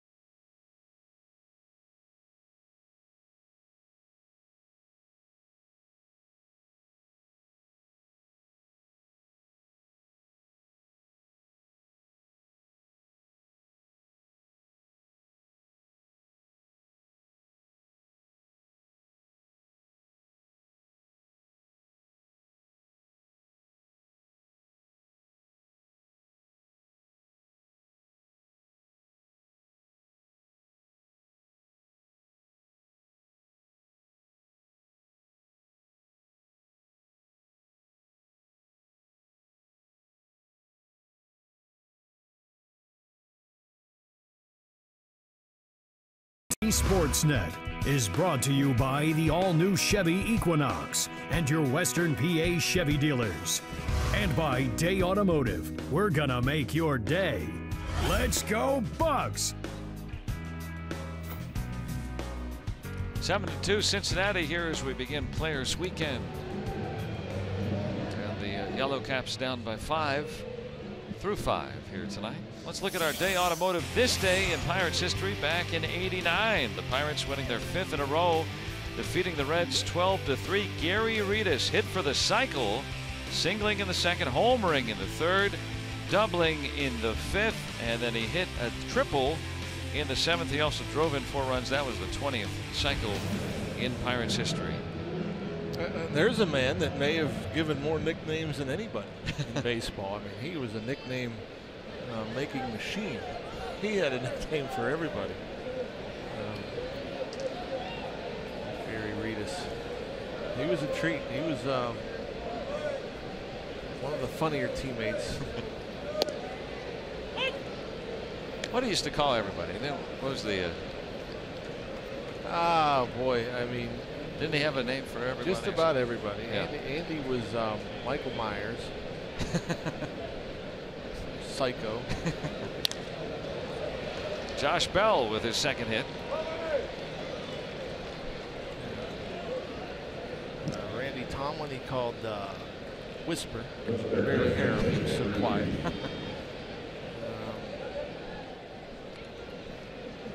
Billy Landrum was Jethro because he ate so much.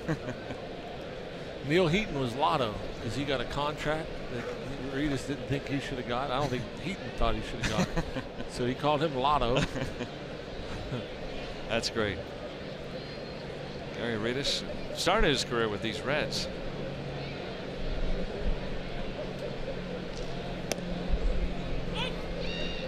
Still legend in the Pioneer League. Oh, yeah. There's great success with the Reds rookie club there in Billings, Montana. Yeah, that's crazy numbers.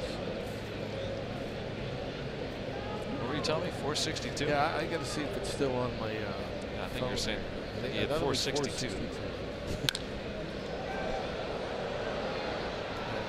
Short season now, so short season is, you know,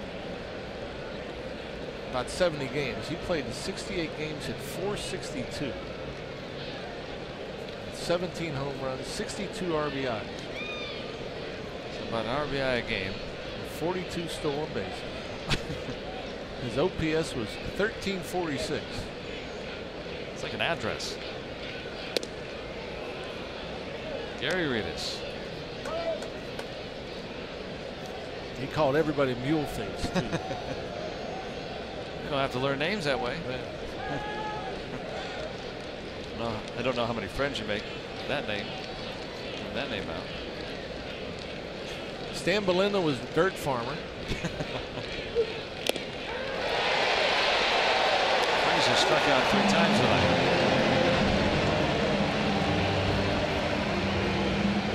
That's an 11th strikeout for Stevenson, which earns pizza for the crowd assembled tonight.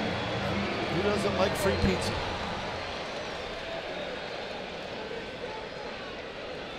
There will be some sort of distribution of the pizza. I think they're going to throw them out between innings. No, that's not true. Probably a coupon or something. All right, catch. Ah.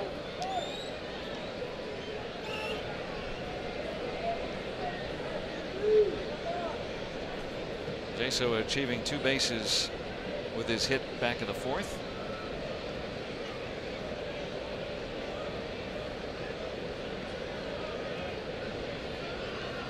Talking about cycles, he's the last Pirate to do that. He did that last year.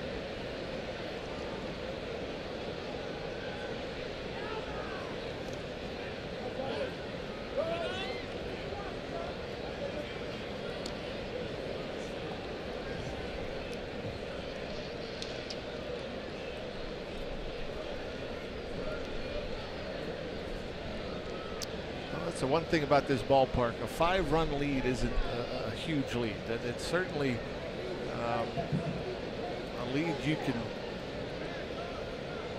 make up some ground. You can come back only down 5 here, and you get a couple of base runners, a swing of the bat, put up a quick 3 spot. Especially in this ballpark. Reds will change over their defense now. After a 2-1 count to Jaso, putting the 3rd baseman Suarez there at in essence 2nd base.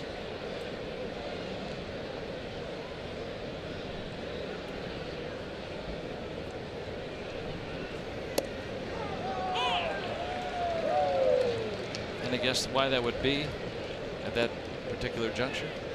That they were convinced he wouldn't try to bunt would be my guess. I mean, with the strike on him. I don't know offhand, but I can't remember too many times Jaso's bunted. And if he was to ever bunt, that would be the time to do it. I mean, when you have nobody over there to cover it. But yeah, we don't see Jaso bunt very often. Especially down 5 in the 6th inning. It doesn't seem. Well, to be perfectly honest with you, that's the time if you're going to drop a bunt to load up base runners. Yeah, when you need base runners. I mean, if you think you're comfortable enough that you could put a bunt down, if it's something that you've done in the past and you don't have a problem doing, I mean, that's how you come back in a game, by putting runners on base. And he's on base anyhow, as he's able to draw the walk. The 4th issued by Bob Robert Stevenson. With some Point Park tweets and some folks making the way here from Southwest Pennsylvania here to Cincinnati. Happy anniversary. That's nice. Great night here in Cincinnati. Yeah, some of the Pirate fans don't even have to leave the state to come down here to Cincinnati, so that's always a fun trip. Some more Bucco fans there, including the little one, boy and his dad.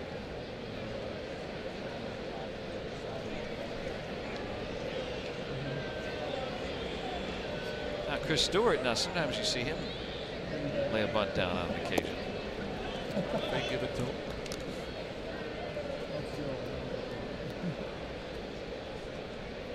Here though, with 2 men on, then you start getting to the point where, right? I mean,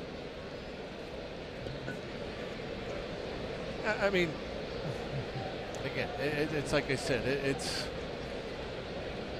a feel thing. I'm not sitting there saying that's a play you should make. Hamilton in that good speed. That ball tried to slice away from him, but he's able to catch up to it. I'm just sitting there saying, if it's a, and I'm not gonna, if a guy's playing way off the line and it's an easy hit and you're comfortable bunting, well then why not put base runners on? That's a way to get closer to coming back into the ball game. I'm not saying that he should bunt.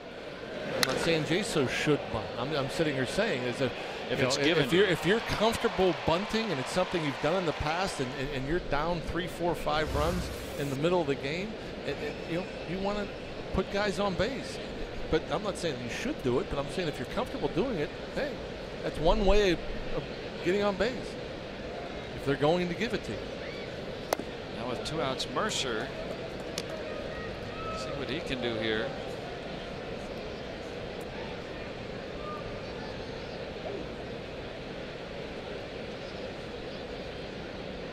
.287 with men in scoring position.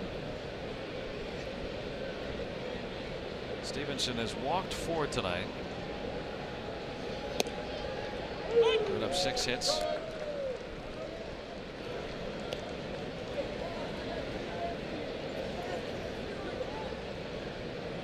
At 104 pitches now.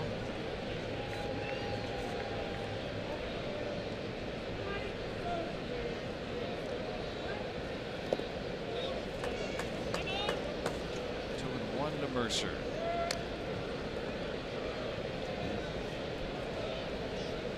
Mercer has shown improved home run power this year. 11. Ted Power, bullpen coach, ex-Pirate down there. I wonder what Gary Reed has called him.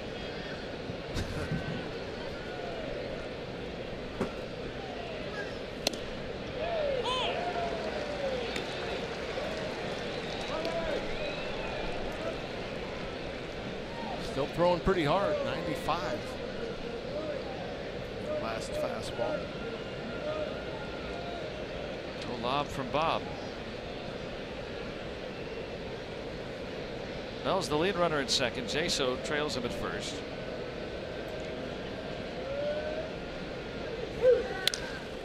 And Mercer with a base hit to right. Bell will be held at third. And the bases are loaded here with 2 outs. This is a key point here in the 6th inning. Jordy's so good at doing this with 2 strikes. Just shortens up and tries to hit the ball the other way and gets a fastball up out over the plate. Slaps it through that hole. As you see there, the right fielder Shebler gets to it quickly. Geared up to fire home, and that's why Joey Cora was forced to hold up JB. So that's it for Stevenson. Career high 11 strikeouts, but the Pirates have him on the ropes here in the 6th.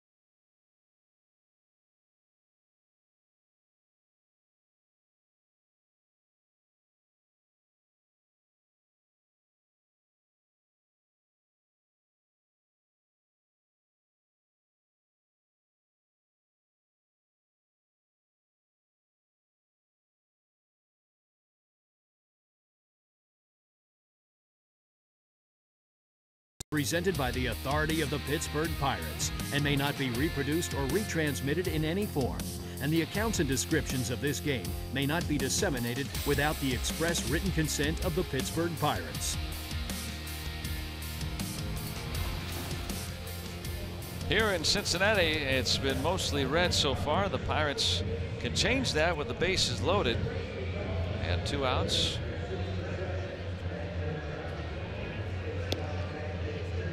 Who's warming up? The microwave is warming up. Not a very good record or an ERA for Tim Adelman. He's 5-10 with a 5.23 earned run average. As you can see, a starter. He was 115 in the third innings of work in 25 games, 25 home runs, 102 strikeouts to 47 walks. So Adelman to the bullpen with apologies to Vinnie Johnson. And this is his 6th relief appearance. So he made 20 starts. Not a very hard thrower. Low 90s fastball. Jose Osuna pinch hitting for Nova.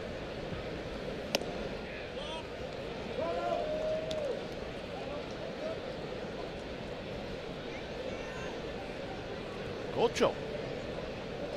El Gocho with 5 pinch hits, including a home run.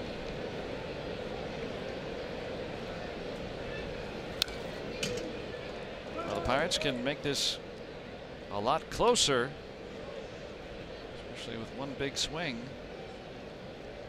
Oh yeah, right back in it with the one big swing. As you can see, the Venezuelan bat. You get the Venezuelan colors. El Gocho referring to those who live in the mountains or higher elevations than his native Venezuela. How about sending one to a higher elevation? Yeah. Certainly capable.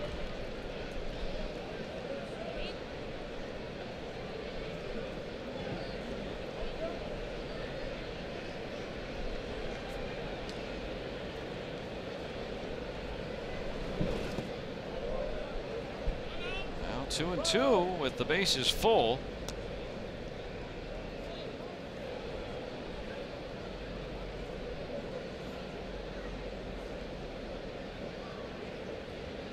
Like you said, Rock Adelman has given up a great deal of home runs this year.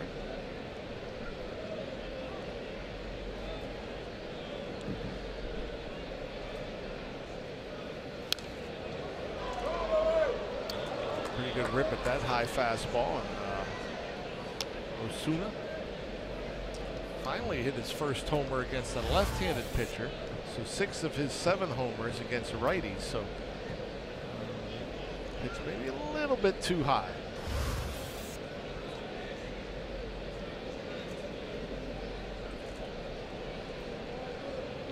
Hang a breaking ball.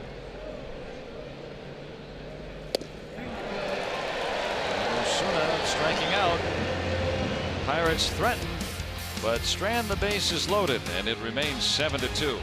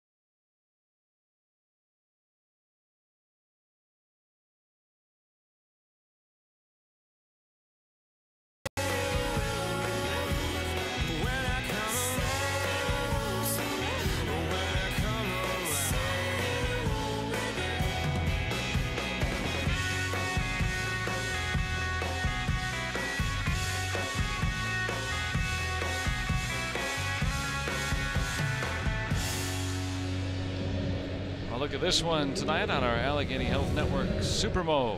Friday Night Rocks. More so for the Reds, though, tonight 7-2 as we begin the bottom of the 6th.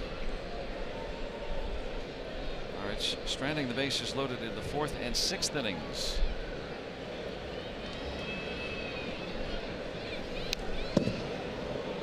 Von Nova was pinch hit for. So now Daniel Hudson. Huddy, 2-5, a 4.50 ERA. His 56th appearance. 48 punch outs in 48 innings.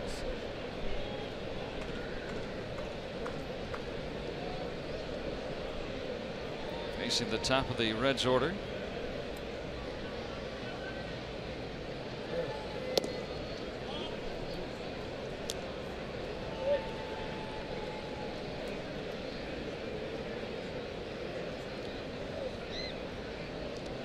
Hamilton, an infield single back in the 3rd.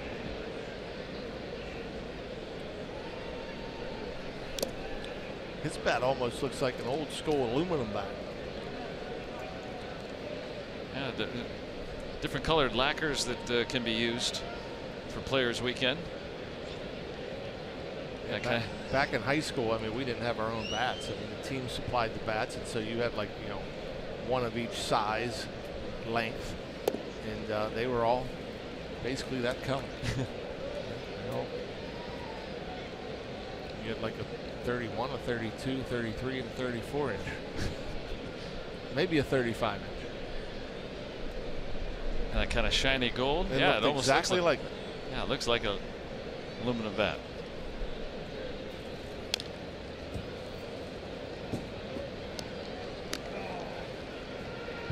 Yeah, I remember Little League. You know, the different sizes had different colors. The white one was the smallest one, then the red one was a little bit bigger, then the blue one was a little bigger than that, and the black one was usually the biggest. Kind of like when you go to the miniature golfing, right?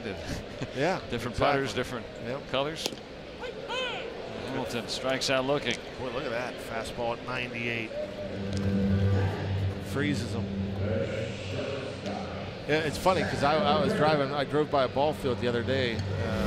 We'll see this. This is 98 with movement, by the way. The thing looked like maybe to Hamilton it was going to be off the plate inside. And 98 with run. That's pretty good. But I drove by a ball field the other day and you see this guy was taking his kid to take some swings at the ball field, Little League field. And this kid had like a backpack with like 4 or 5 bats. I'm like thinking, Mike, he's just going to take batting practice. This kid got like 4 or 5 of his own bats. I didn't own my first bat until I got in Pro Bowl. Then you had to. Yeah, I don't know what you'd do with. Well, I brought a fungo. It's my bunting bat. I mean, yeah. What do you need more than one bat for? It was crazy.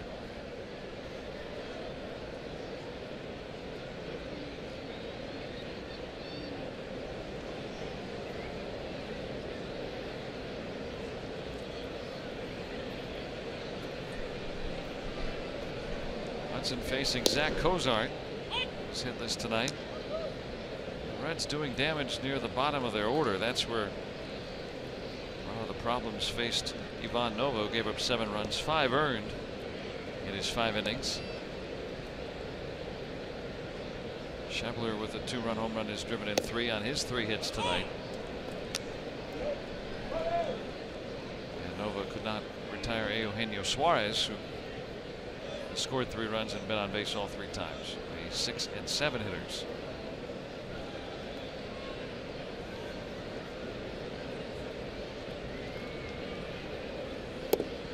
Good breaking ball.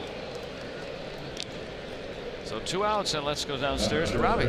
Yeah, so Joey Votto coming up to bat. He has Toki 2 on the back of his jersey. Now Toki is the Korean word for rabbit, and it's an inside joke. The story goes back to 2013 when Shin-Soo Choo played for the Reds, was having a great season. Votto asked Choo if he's ever been to the dog track. Choo said, yes, I have, and Votto said that in trying to keep up with Choo's stats that season, he felt like those rabbits that spin around the center of the track and never get caught. So Choo says, yep, that's a Toki. Ever since then, they've referred to each other as Toki. So Chu this weekend is wearing what on the back of his jersey, Joe? Toki 1, of course.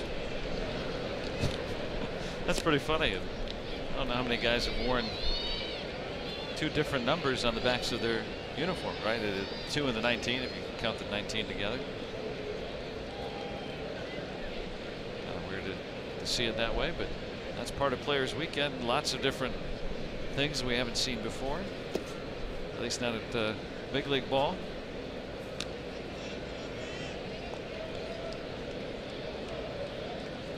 Imagine seeing Pops 8. I mean, how cool would that be, right? Oh, yeah.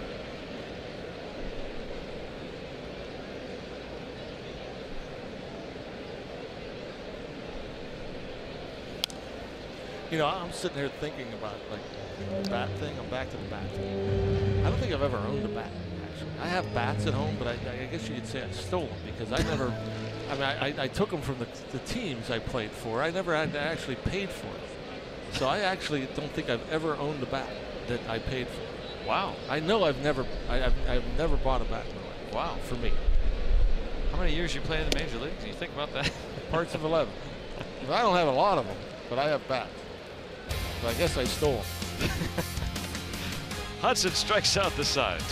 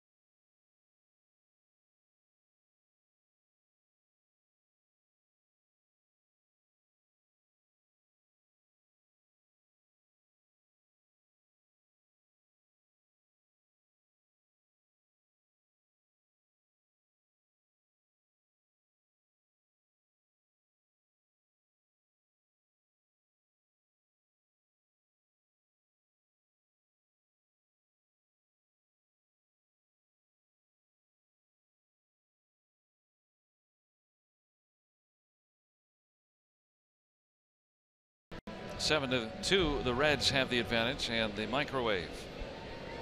Tim Adelman back out.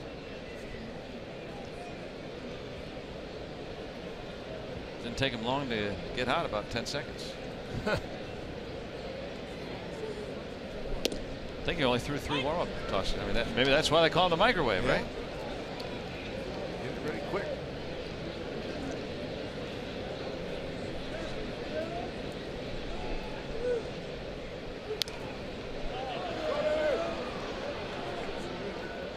Well, I think it's Tato, but the Tato against the microwave in his career. Yeah, I wouldn't think a Tato would have any chance against the microwave. You'd think that It would at least soften.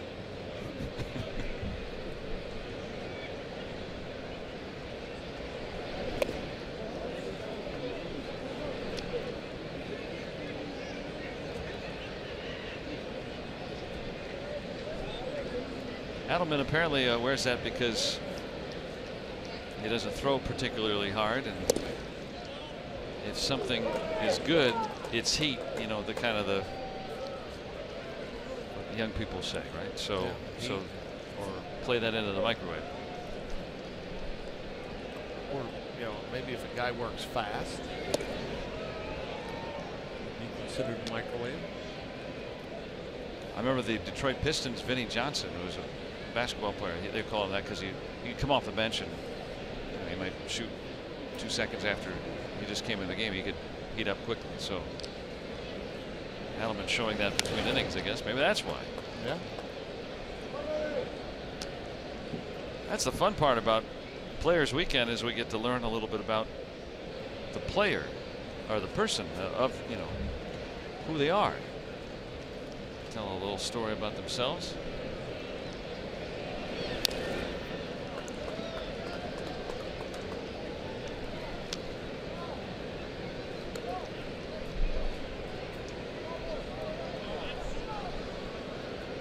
Shaking that right foot. Looked like a breaking ball, and typically a breaking ball goes off the front foot. You'll see some two-seamers go off the back foot. Maybe that was a two-seamer. But yeah, it looked like it might have came up and got him in the shin, actually. One of the worst places you can hit with a foul ball. There's another one. Look at our Allegheny Health Network Supermo. Yeah, the shin. Tibia. Tibia takes a lot of abuse. Just think, I always, every time I see somebody get hit in the shin, I think about, you know, you get up and you bump into the end tape. I mean, it hurts. Let alone a ball at 90+ miles per hour.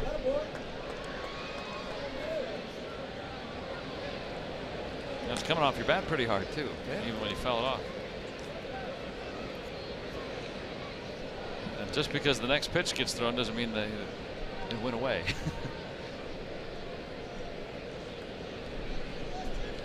Count full on Marte to start the Pirates' 7th.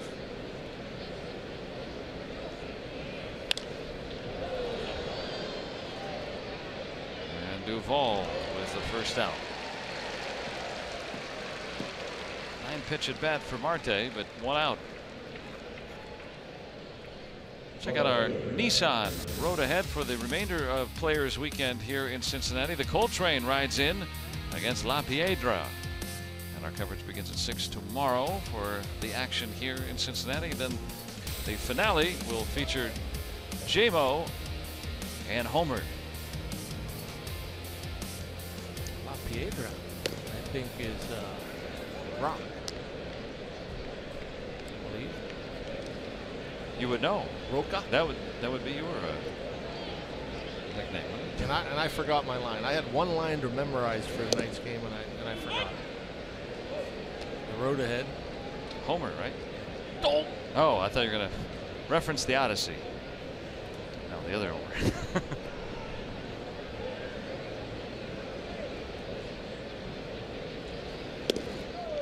Luis Castillo goes by La Piedra because it is Spanish for the rock. I thought so. Very nicely done. Teammates say that he's good at throwing really hard or throwing rocks, so he goes by La Piedra. I played winter for years. So. You got some Spanish? Paquito. Yeah, some. The microwave.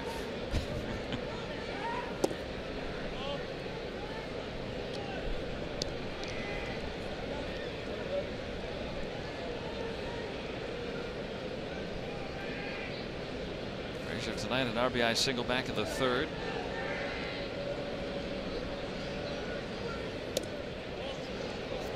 And now he'll walk for the 2nd time. Pirates have the bases loaded in the 4th, got 1 run across, leaving them loaded, and then stranded the bases loaded without scoring last inning. Had a few opportunities against the Reds. Yeah. Anytime you have those situations with the bases loaded, I mean, those are game changers. If you can manage to hit a gap,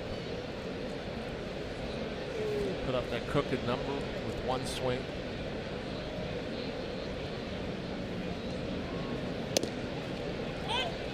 The number 3 hitter, Josh Harrison, glad that Stevenson is out of the game. He struck out all 3 times against him.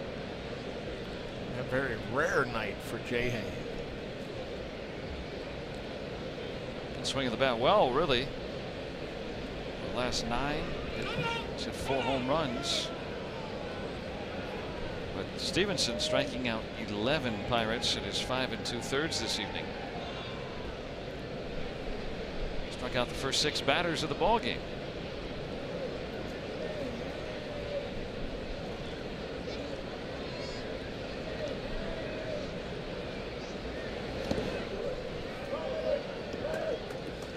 And there you see a breaking ball from Adelman that J-Hay was able to lay off, and I'm sure Tucker Barnhart calling for it as he saw Josh Harrison chase many breaking balls against Stevenson, but it was a different kind of breaking ball. I mean, certain guys can throw a breaking ball that you can't pick up the rotation.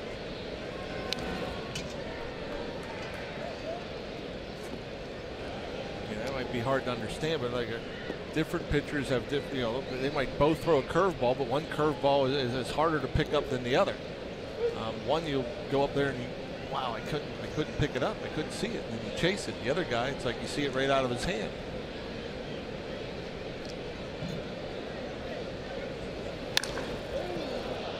Out deep to right, and Schebler can't get it.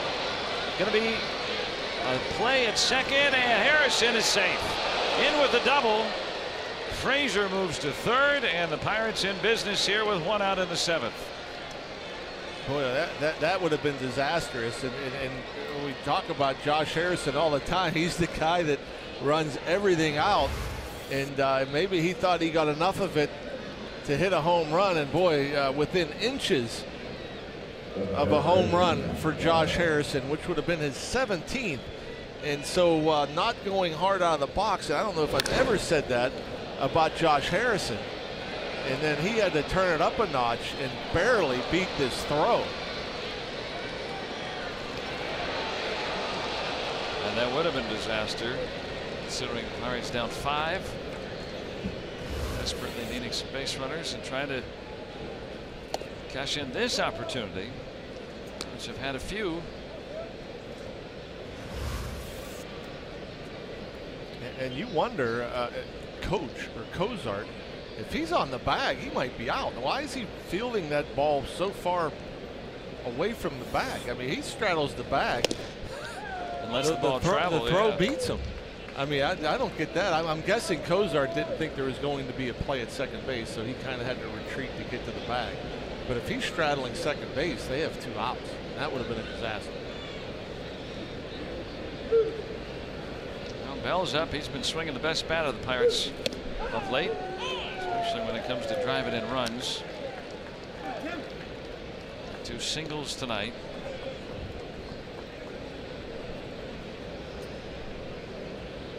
An inviting right field grandstand here. Take much to get it out. Harrison just missed one. Rock, as you pointed out, Adelman has given up a large number of home runs this year. So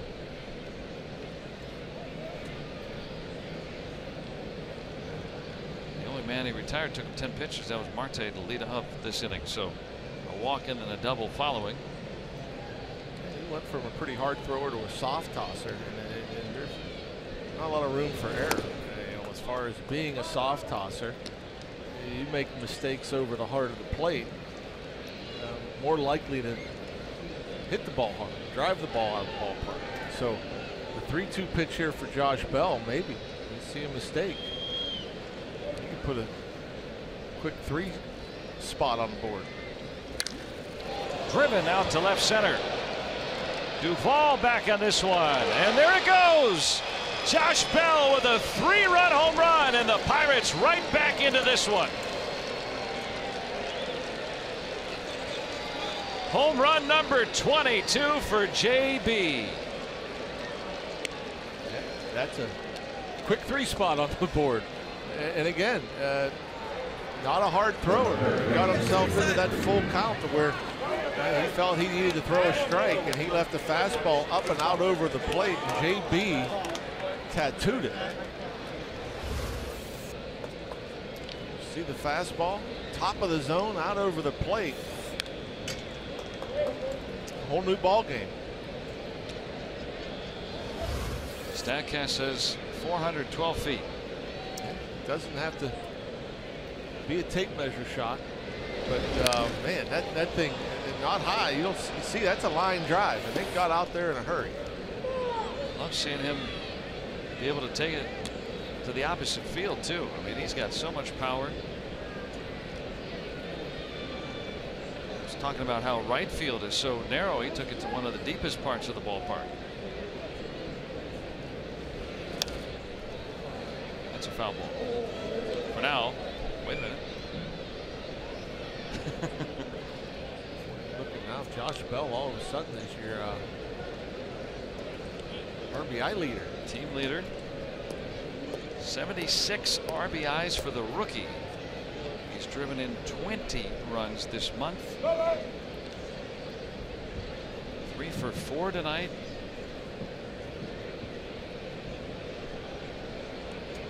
If Adrian Gonzalez doesn't get hurt, is Josh Bell the rookie of the year? I don't know about Adrian Gonzalez. You say Adrian Gonzalez? If he doesn't get hurt, Cody Bellinger doesn't get called up. Perhaps. Perhaps. Yeah. I mean, maybe he comes up the next week. I don't know, because he can play left field as well. But oh yeah, there's no question in my mind. Although I guess I'll take a look at the rookie leaders, but I can't. Yeah, I mean, I can't think of anybody. Padres sent pitching down Hunter Renfroe to the minors. I'm thinking pitchers as well. I don't think of any standouts. But man, he's having a heck of a season.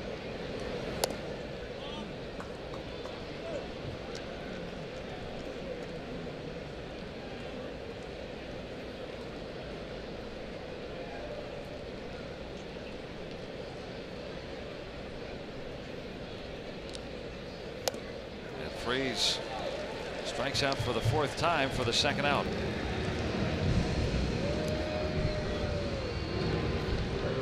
Gregory Polanco, who's on the disabled list, you know, on Players Weekend, all the different nicknames. You got El Cafe, Coffee versus the microwave. Coffee wins. Yeah, that's pretty good numbers. How many times have we done that, right?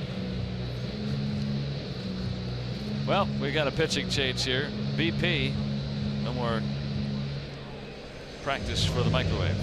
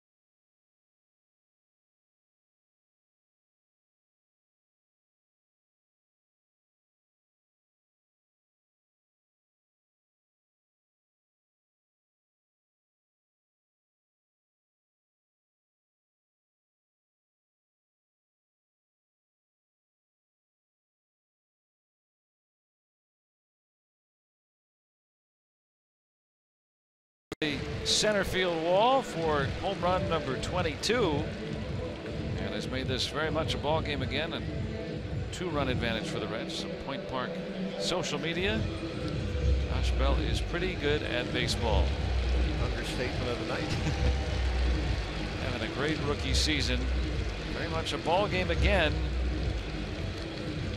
And the age of antiquity. Hashtag both homers. And yeah, these uniforms on Players Weekend certainly attracting some attention.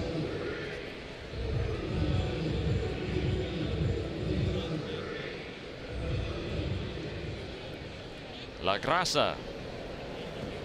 59th appearance at 349 earned run average. 49 punch outs in 56 and 2/3 innings. And the lefty was brought in to face the lefty batting John Jaso. He'll be pinch hit for by the righty Sean Rodriguez. Since Jaso 6 for 28 against lefties this year.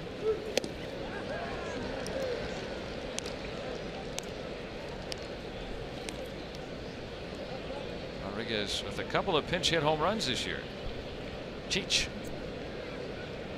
He wanted Serpico, but it was too late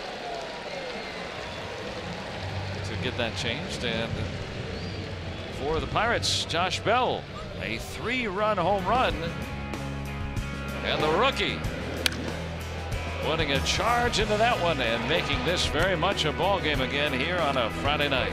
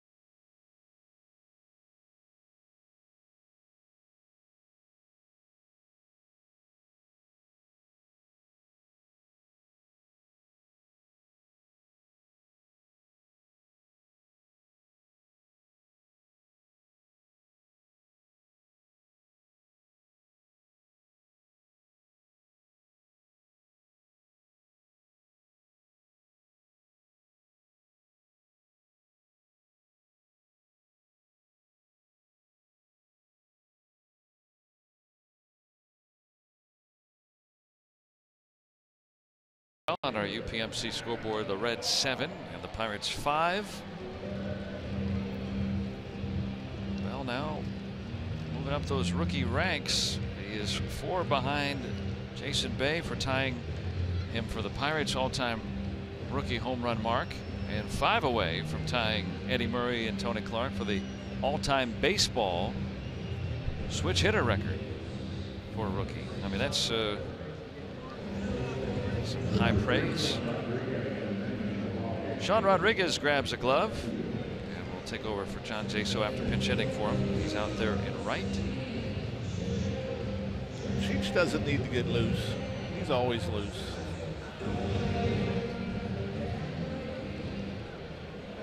Would have gone with Serpico if he were a Pirate at the time of selecting the names. He's just glad to have a uniform for this day. There was a large consensus that he wouldn't even be able to play this season.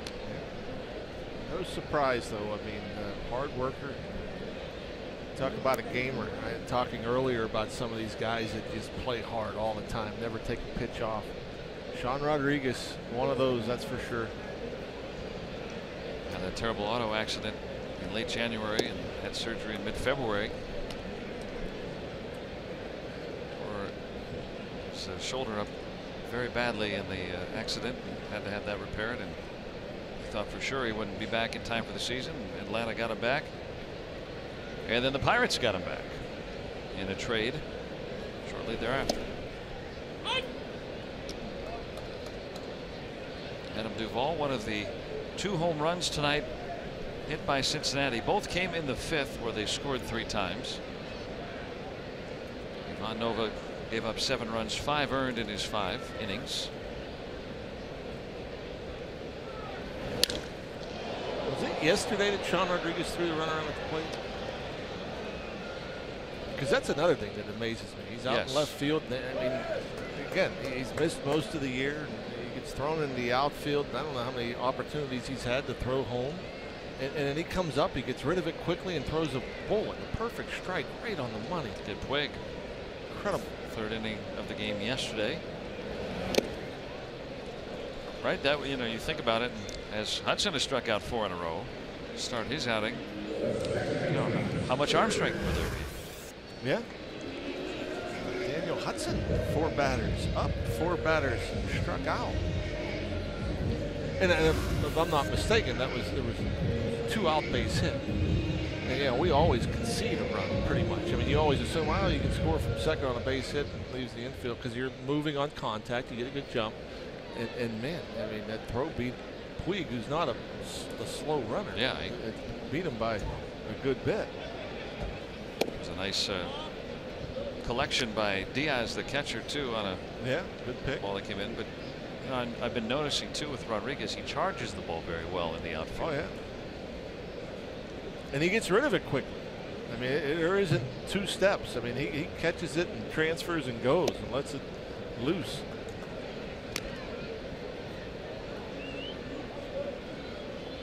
There's Sean Rodriguez out there, right? By charging the ball, you know, a ground ball, right? You come in and try to get to it a little bit sooner, or even on a bounding ball, right? If you can play the hop properly. Anytime you can charge a ball, it's your only chance of throwing somebody out. If you sit back, you got no chance. If you don't have momentum throwing home, you know, we saw that earlier. Actually, it was a base running mistake by Marte on the play. Cervelli got hurt coming home. You know, Hamilton on a line drive sat back because he wanted to get a better hop. Well, you're not throwing anybody out 2 outs center field if you're not charging the ball. But this is the play we were talking about with Sean Rodriguez yesterday. 2 outs. Look, Puig off a swing of the bat. Rodriguez gets to it, man, and just gloved the hand to Diaz and right on the money. Heck of a play. Chad Kuhl appreciating that. Same with the teammates.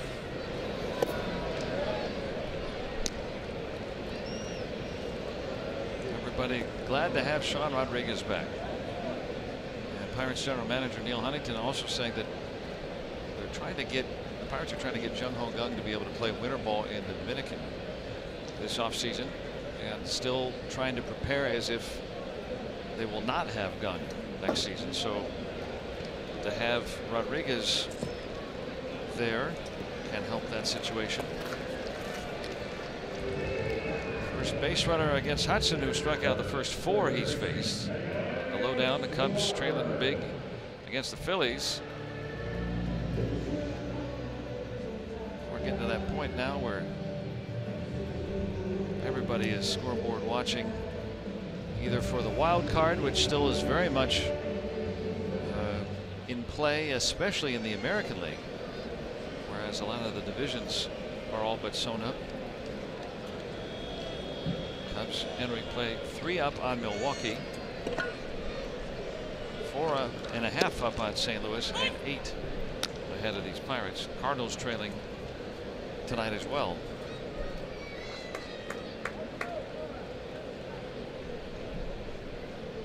Brewers will be playing in LA tonight.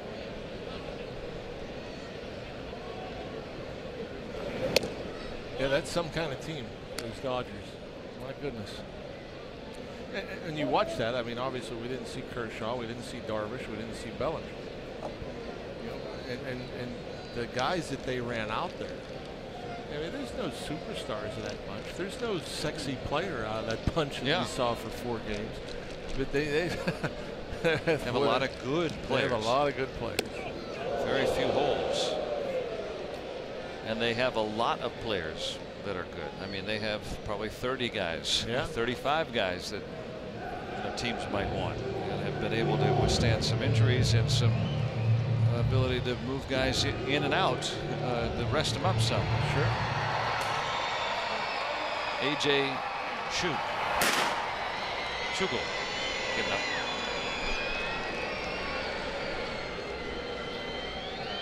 Suarez has not been retired tonight.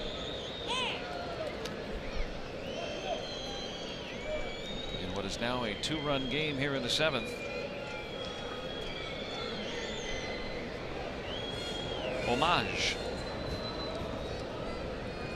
and El Ciclón stretching the closer.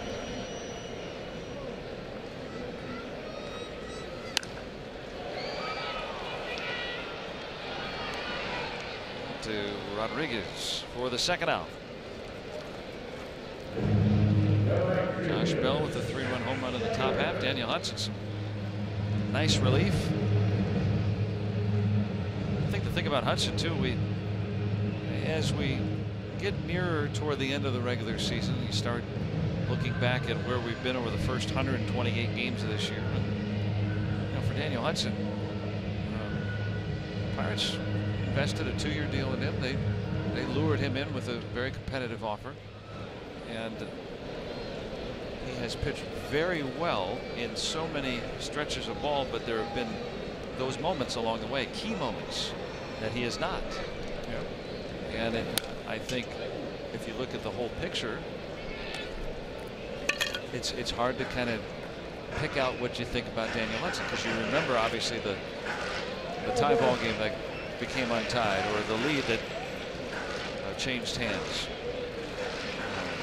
Well, I think but you see the stuff and you see the other outcomes and you go, okay, well, that's been an issue. That's been part of the problem of this 2017 Pirates team, has been the bullpen, the guys that you count on to be reliable and to finish games. This is the first year for the longest time that I can remember that the Pirates bullpen didn't nail down games, and the reliable guys like Tony Watson and especially, and obviously Hudson was counted on to be key late innings. Nicasio with a few hiccups. So yeah, I mean that's been especially in the first half of the season. I mean, boy, I think we've been spoiled by good bullpens in past years. And hit Schebler, so that will negate his opportunity for a double there. He's that shy of the cycle. But it puts 2 Reds on here for Barnhart. Looks like it got the jersey. I guess if you're going to get hit, that's the way to get hit. That counts. And the blousy tops worn tonight, benefiting Scott Schebler.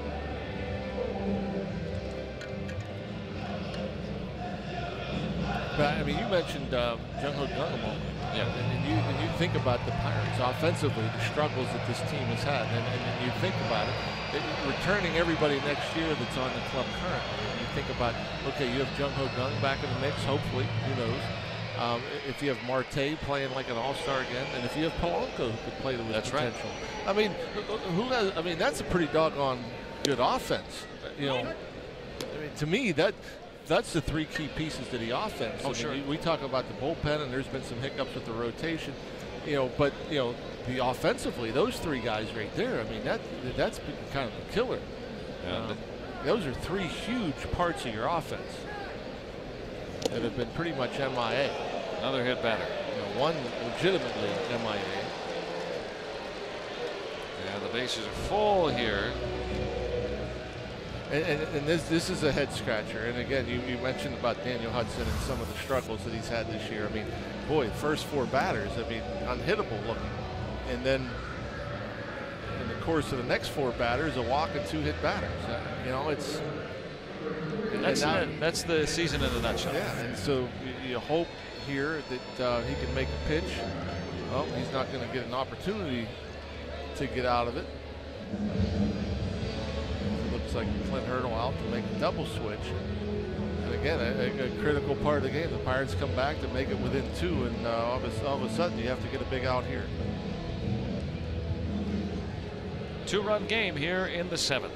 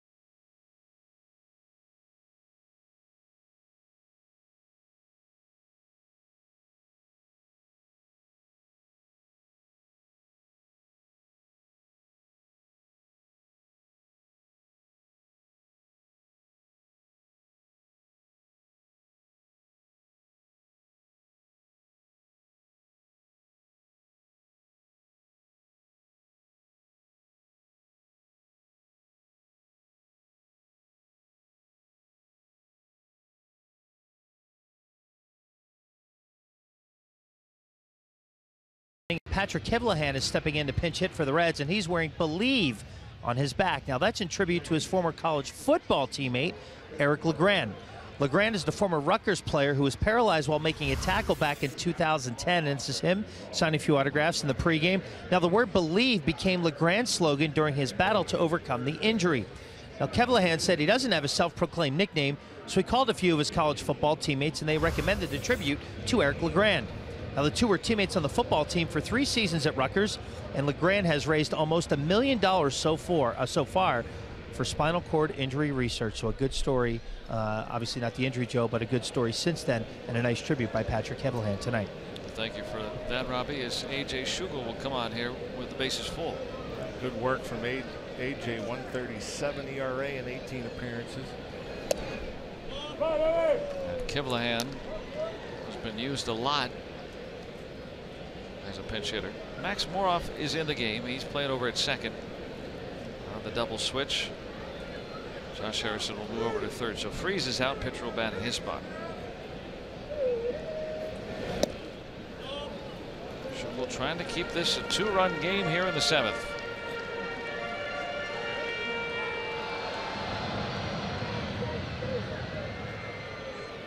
He has stranded 6 of the 9 inherited runners he's had this year.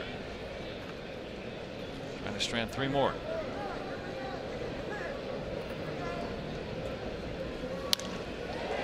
Looping and fair ball. That scores a pair with 2 outs. Barnhart scrambling to third on the double by Kivlahan. The Reds extend their lead to 4.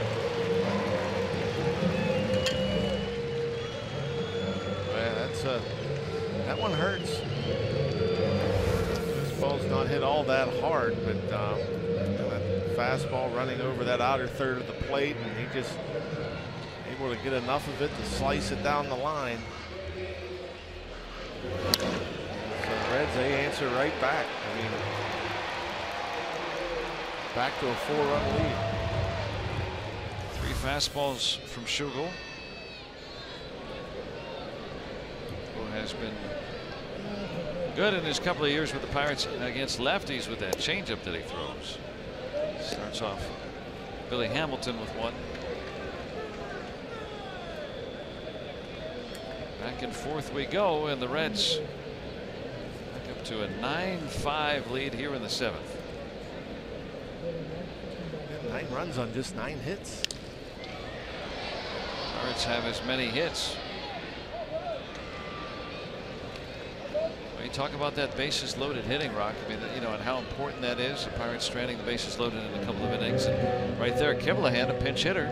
Yeah, those are huge. If you're a pitcher and you're able to make a pitch and get out of it, I mean, that's a big lift. Offensively, if you're able to manage a hit. Kivlahan was hitting 150 as a pinch hitter in his 40 at bats this year.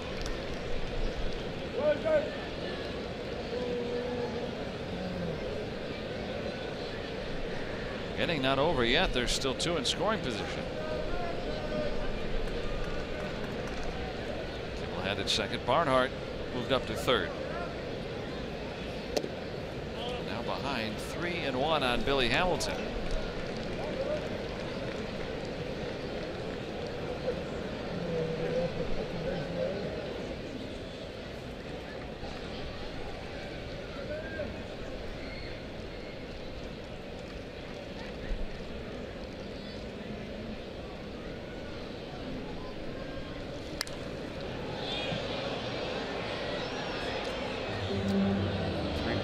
Way late on that 92-mile-per-hour fastball.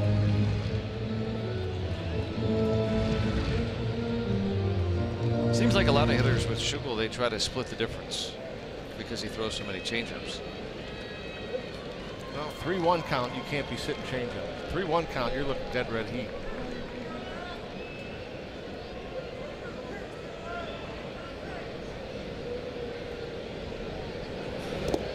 If you're out in front of a changeup, who cares?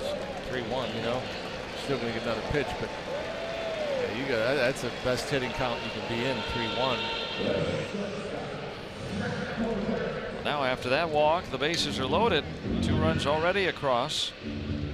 Those runs charged to Hudson.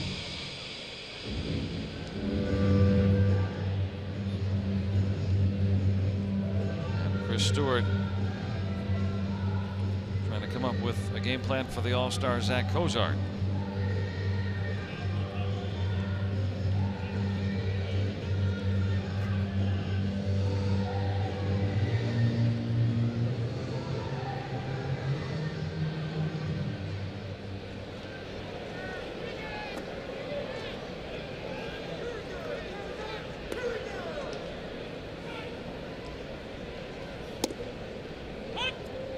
Down to strike now.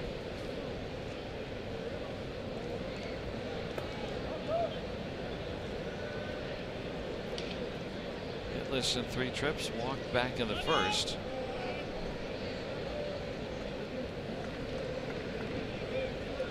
Barnhart at third, Kiblahan at second. A very speedy Billy Hamilton at first.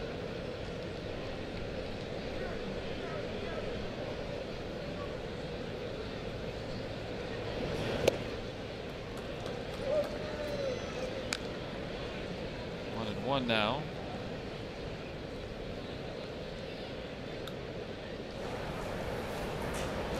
Johnny Barbado starting to get up for the Pirates. This inning started with Hudson.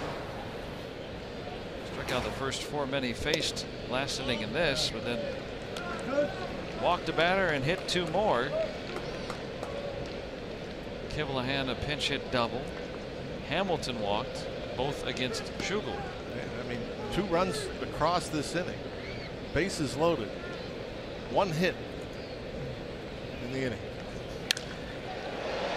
Bidding for 2, but Rodriguez is there. The Reds send 8 to the plate in the 7th and get 2 more to lead 9-5.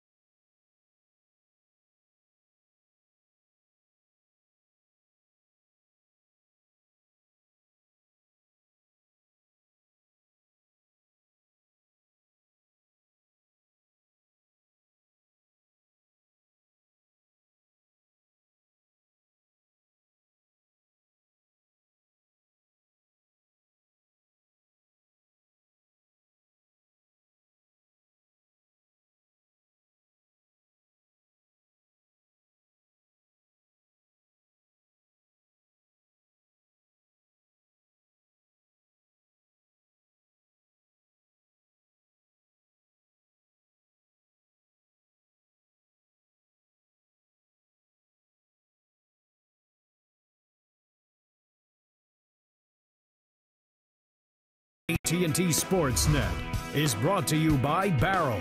With express service, you're in and out in no time.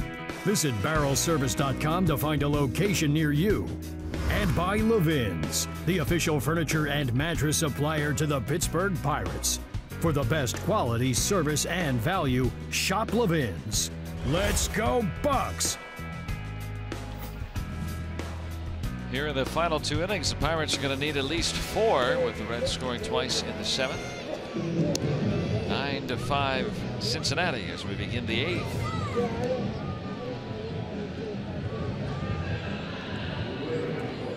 Thanks for sticking with us here tonight as the Reds go back to the bullpen and bring in Drew Storen.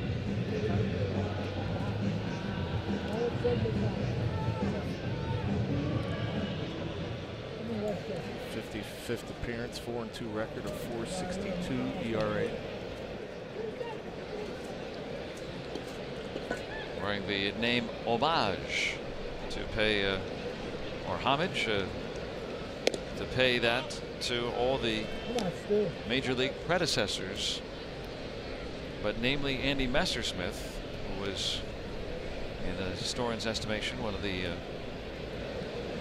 pioneers of the free agent movement. He was one of the first to be granted free agency. Curt Flood, I think, in many people's minds, starting that cause, trying to challenge the reserve clause in baseball. And of course, Marvin Miller, the director of the Players Association.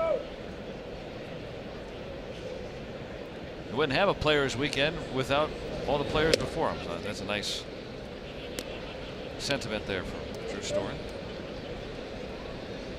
Think about all the free agent dollars that are spent nowadays, and those are the guys you have to thank.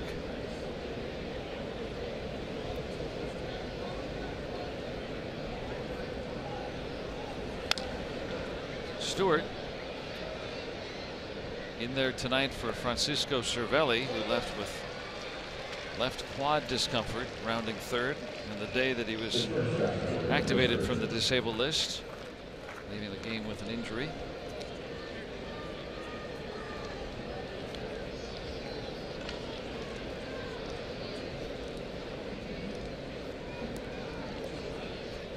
So one out here in the Pirates' eighth.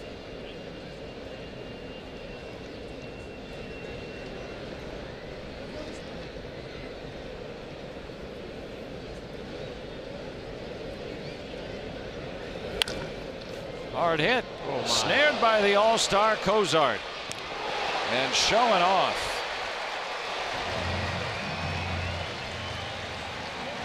One shortstop retires the other. They might wait to take a look at it. I thought Cozart may have taken just a little too long to get up and get rid of it to retire Jordy Mercer. As this rocket, boy, one hopper times his dive perfectly. And they're going to review it. Let's look at our Allegheny Health Network Supermo. Yep. Oh, yeah. He beat it. See if they agree back in New York.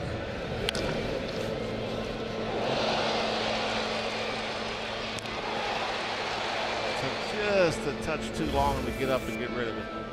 Still a great effort. Pirates are challenging the play.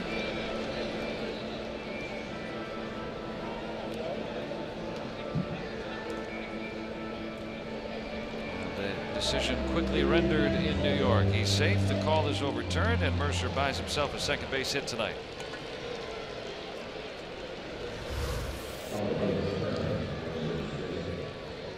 There he is. Game of inches.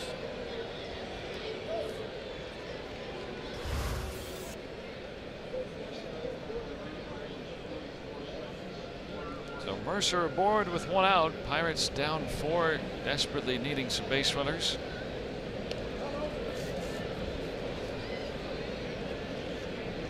Max Moroff.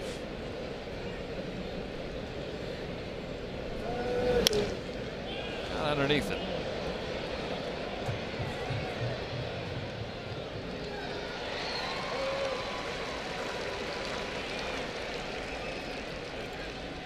Maxwell is retired.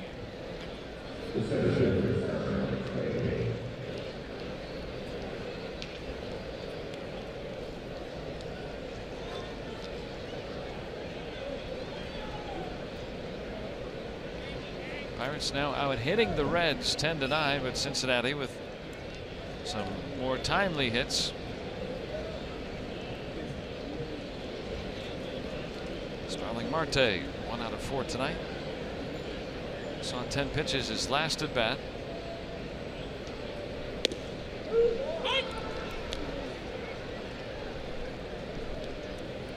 He's been a little jumpy tonight. I mean, he was locked in there for, a week or 10 days.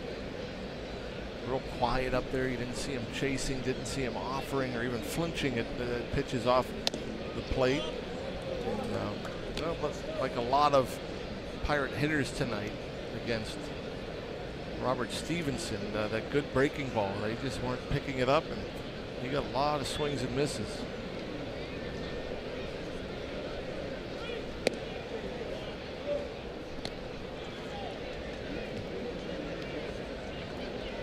Pirates battled back with a couple of runs, 3 runs on the home run by Bell last inning. Pull within 2. The Reds scoring twice in the bottom of the 7th. That one heading toward the corner, but foul.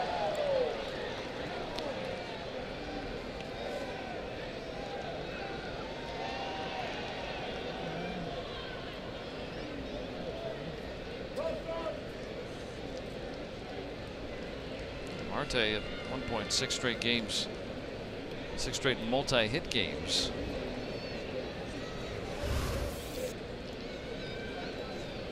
Fastball out over the plate, and not a lot of foul ground down there. You see just outside the line.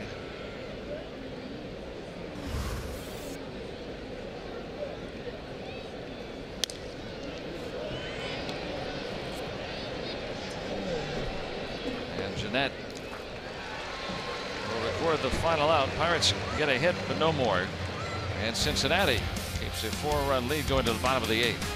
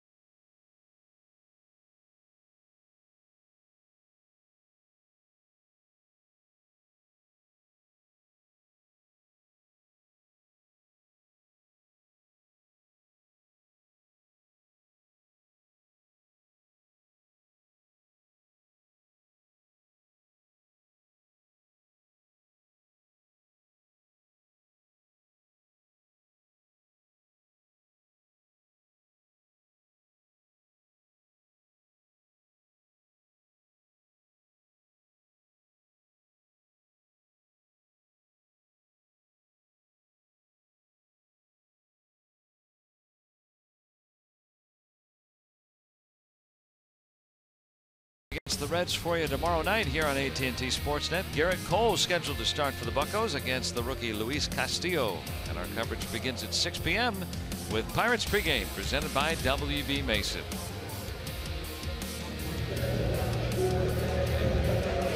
Make sure you tune in a little earlier for us tomorrow. JB3 looking to keep the score 9-5. He has a 4.94 ERA in his first 17 appearances as a Bucco.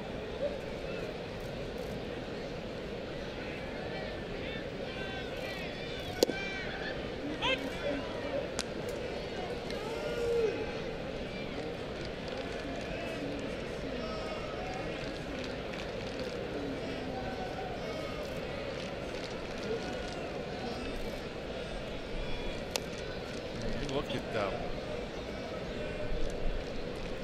score at 9-5, and you think Hamilton, Cozart, Votto have combined for just 1 hit. And if Nova got off the mound a little quicker, probably nothing. Would never think 9 runs when you kept the top 3 quiet. Votto's got a 28 game on base streak going. Has not reached tonight.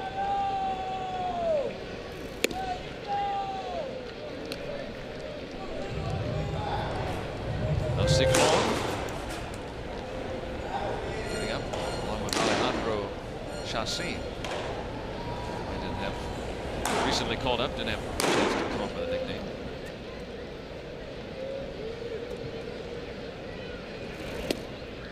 We can just say he's chasing. Oh yeah, right.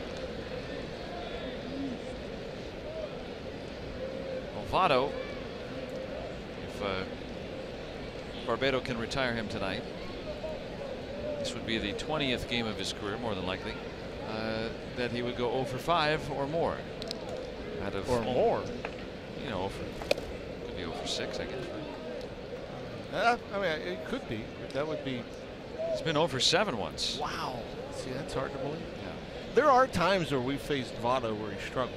I mean, it doesn't seem like it. It doesn't happen often, but there have been times where he hasn't looked as good at the plate. He's been on base for a month straight now, every game. Yeah. So, Pirates doing something right tonight with Votto. He'll still find a way to get out. 29 straight games he's reached base. And that goes to show you too, by the way. I mean, how you think of Joe DiMaggio's 56-game hitting streak. I mean, he's only halfway there, and that's not even a hitting streak. That's an on-base streak.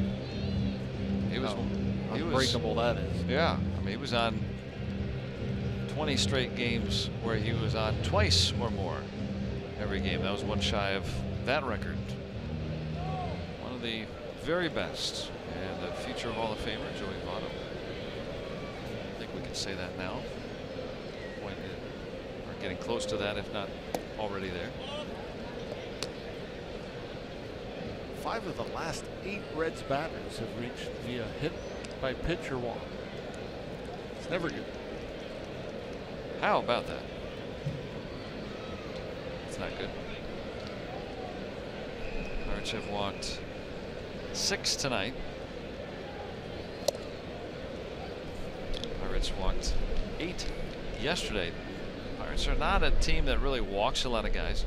They're not a team at the plate that strikes out all that often. Tonight they have struck out 14 times.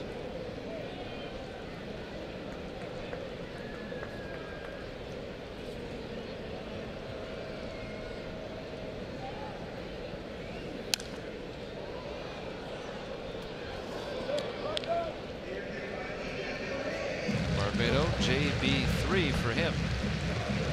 Family lineage. So look at the lowdown, and Cubs losing tonight.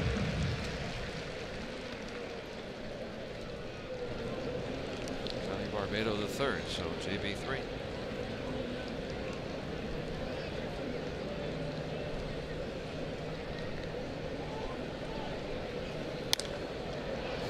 Popped up.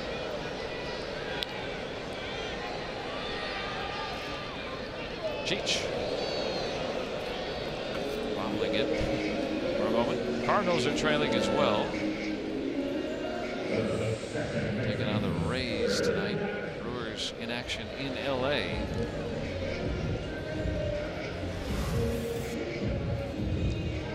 Sure-handed Sean. Oh.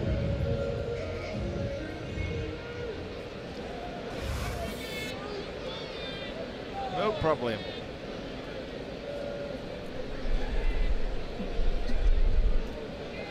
Scooter Gennett 0 for 3 tonight, but has scored a couple of runs.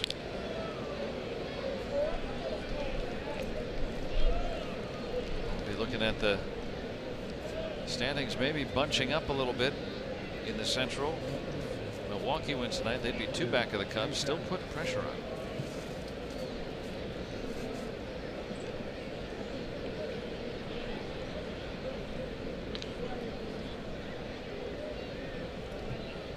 A lot of people thought the Cubs would be where the Dodgers are this year, the way the Cubs performed last year, but Chicago had 68 wins. They have the fewest wins of any division leader right now. The Dodgers had 90 wins already. I think that if the Cubs and Dodgers were in the same division, the Dodgers would be 22 games ahead of the Cubs right now. Yeah. You could throw the with the Dodgers. I mean, it's crazy. One of the best records that we've ever seen at this point of the season.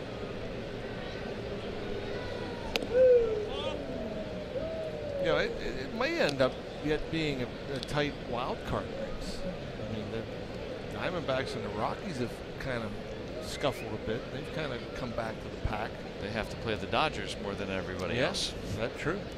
I mean, and it'll be interesting to see how the Dodgers play September. I mean, it's like spring training all over. Well, I mean, they sat Kenley Jansen down in the final 2 games against the Pirates. Yeah. Yu Darvish takes a start off. Well, gets 1 there, and that chunked throw allows Votto to reach. Bell works on that almost every day, but we're seeing that develop a little slower than other parts of his game at first. Votto actually just kind of conceded the out. But you can just kind of see, just kind of pushes it.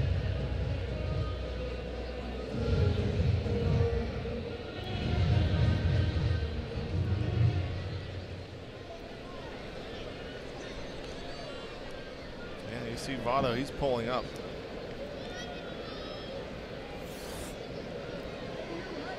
Doesn't go as an error because an out was recorded. But that allows the inning to continue.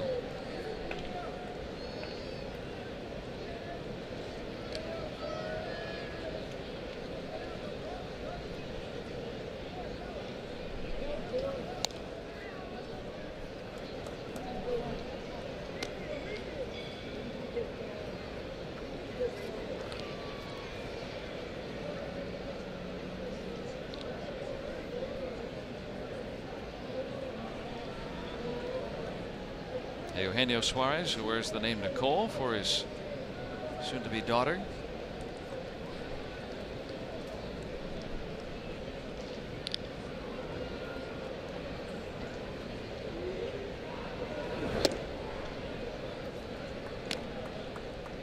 We'll see if Barbado can get the final out anyway. Nova gave up 7 in his 5 innings. Hudson left the game with the bases loaded and 2 outs. Schugel allowed the two of the 3 inherited runners to score. Pirates getting a 3-run home run from Josh Bell tonight. He has 3 hits.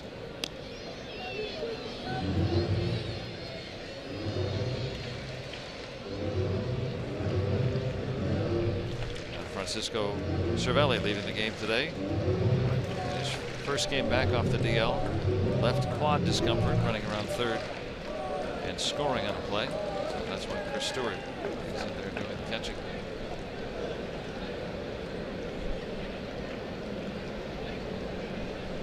The 1-2. He struck him out. So Barbado with the strikeout of Suarez. They strand Votto, but the Reds still lead 9-5.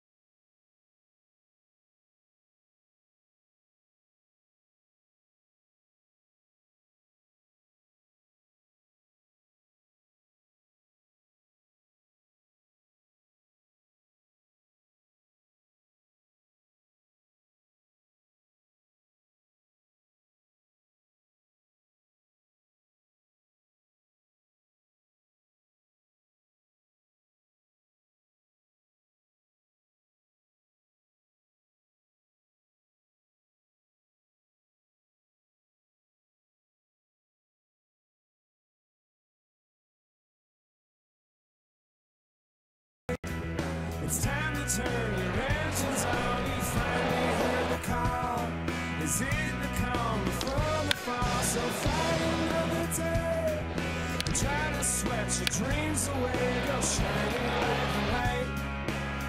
It's a Friday night in Summerland.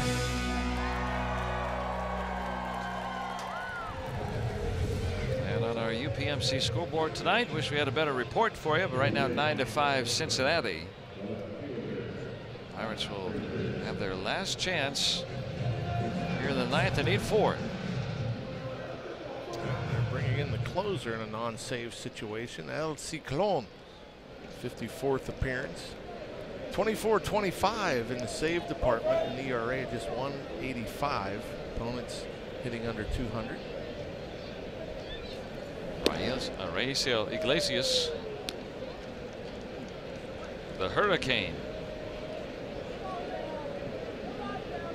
Frazier, Harrison, Bell, and then if he gets there, a pinch hitter. With Andrew McCutchen remaining on the Pirates bench. Frazier been on base 3 of the 4 times tonight. That one may hit the seats. Nope, enough room. Suarez with the first out.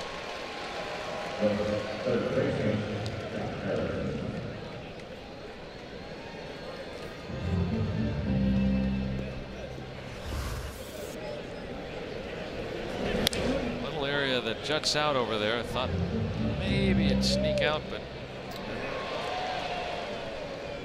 Made sure he knew where he was. He knew he had room and made it look easy.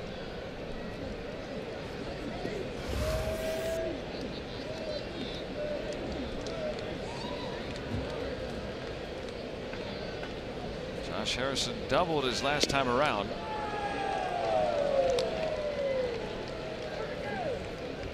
Has a modest 6-game hitting streak now.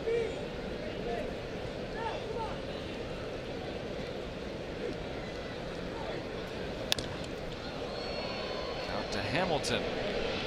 That's the second out.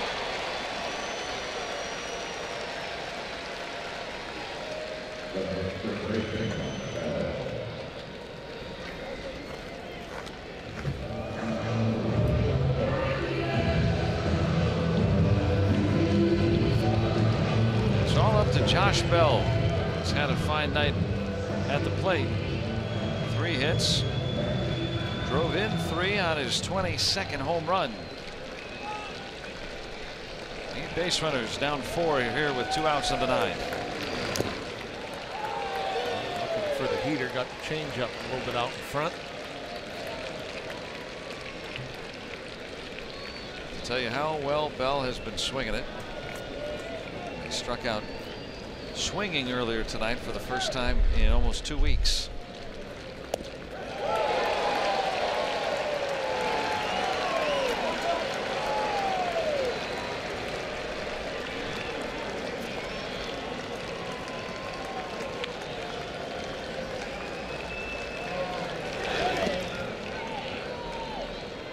Bell hasn't struck out on a breaking ball since July. Wow. About 4 weeks now, to the 29th. He's been seeing it. Having a great August. It's a fair ball and a base hit. A 4-hit night for Josh Bell. Yeah, they don't all have to be pretty. They don't all have to be hit hard. Sometimes you have to be lucky. No shame in that. He's kind of looking to protect. It actually looked like when he first made contact with that ball, the ball was way outside the foul line. Hey, you look at it, bounced in the right-handed batter's box, and Josh Bell knew if it stayed fair, he had a chance. Hustled through the bag. So Andrew McCutchen batting for the pitcher. Good career numbers. 5 for 11 with a home run against Iglesias. For Bell, that ties a career high, 2nd time in his career. He's had 4 hits.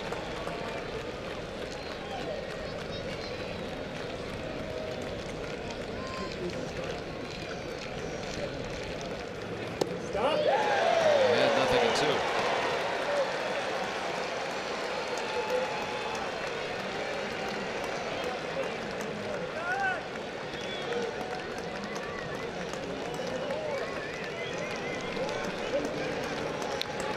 I get aboard to keep it going.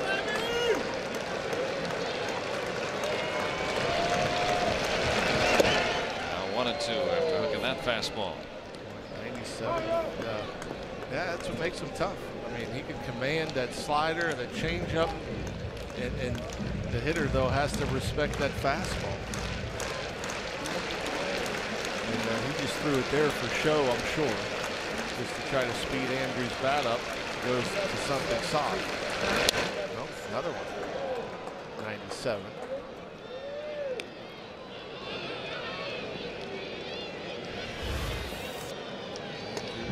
Catches him deep, wastes a pretty good pitch.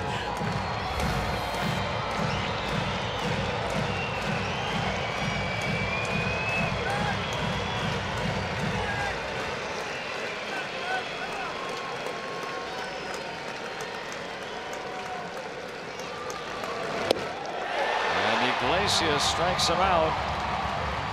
The Reds continue their dominance of the Pirates this season. They've won 9 of 11 against the Buccos this year, and they prevailed tonight 9-5. Yeah, go figure. You know, it's something else how the Reds have had the Pirates number. And again, we talked about it a little bit in the pregame. I mean, it's not just this year. It seems like the Reds have been pretty comfortable playing against the Pirates, and you know, again, they come out, they get another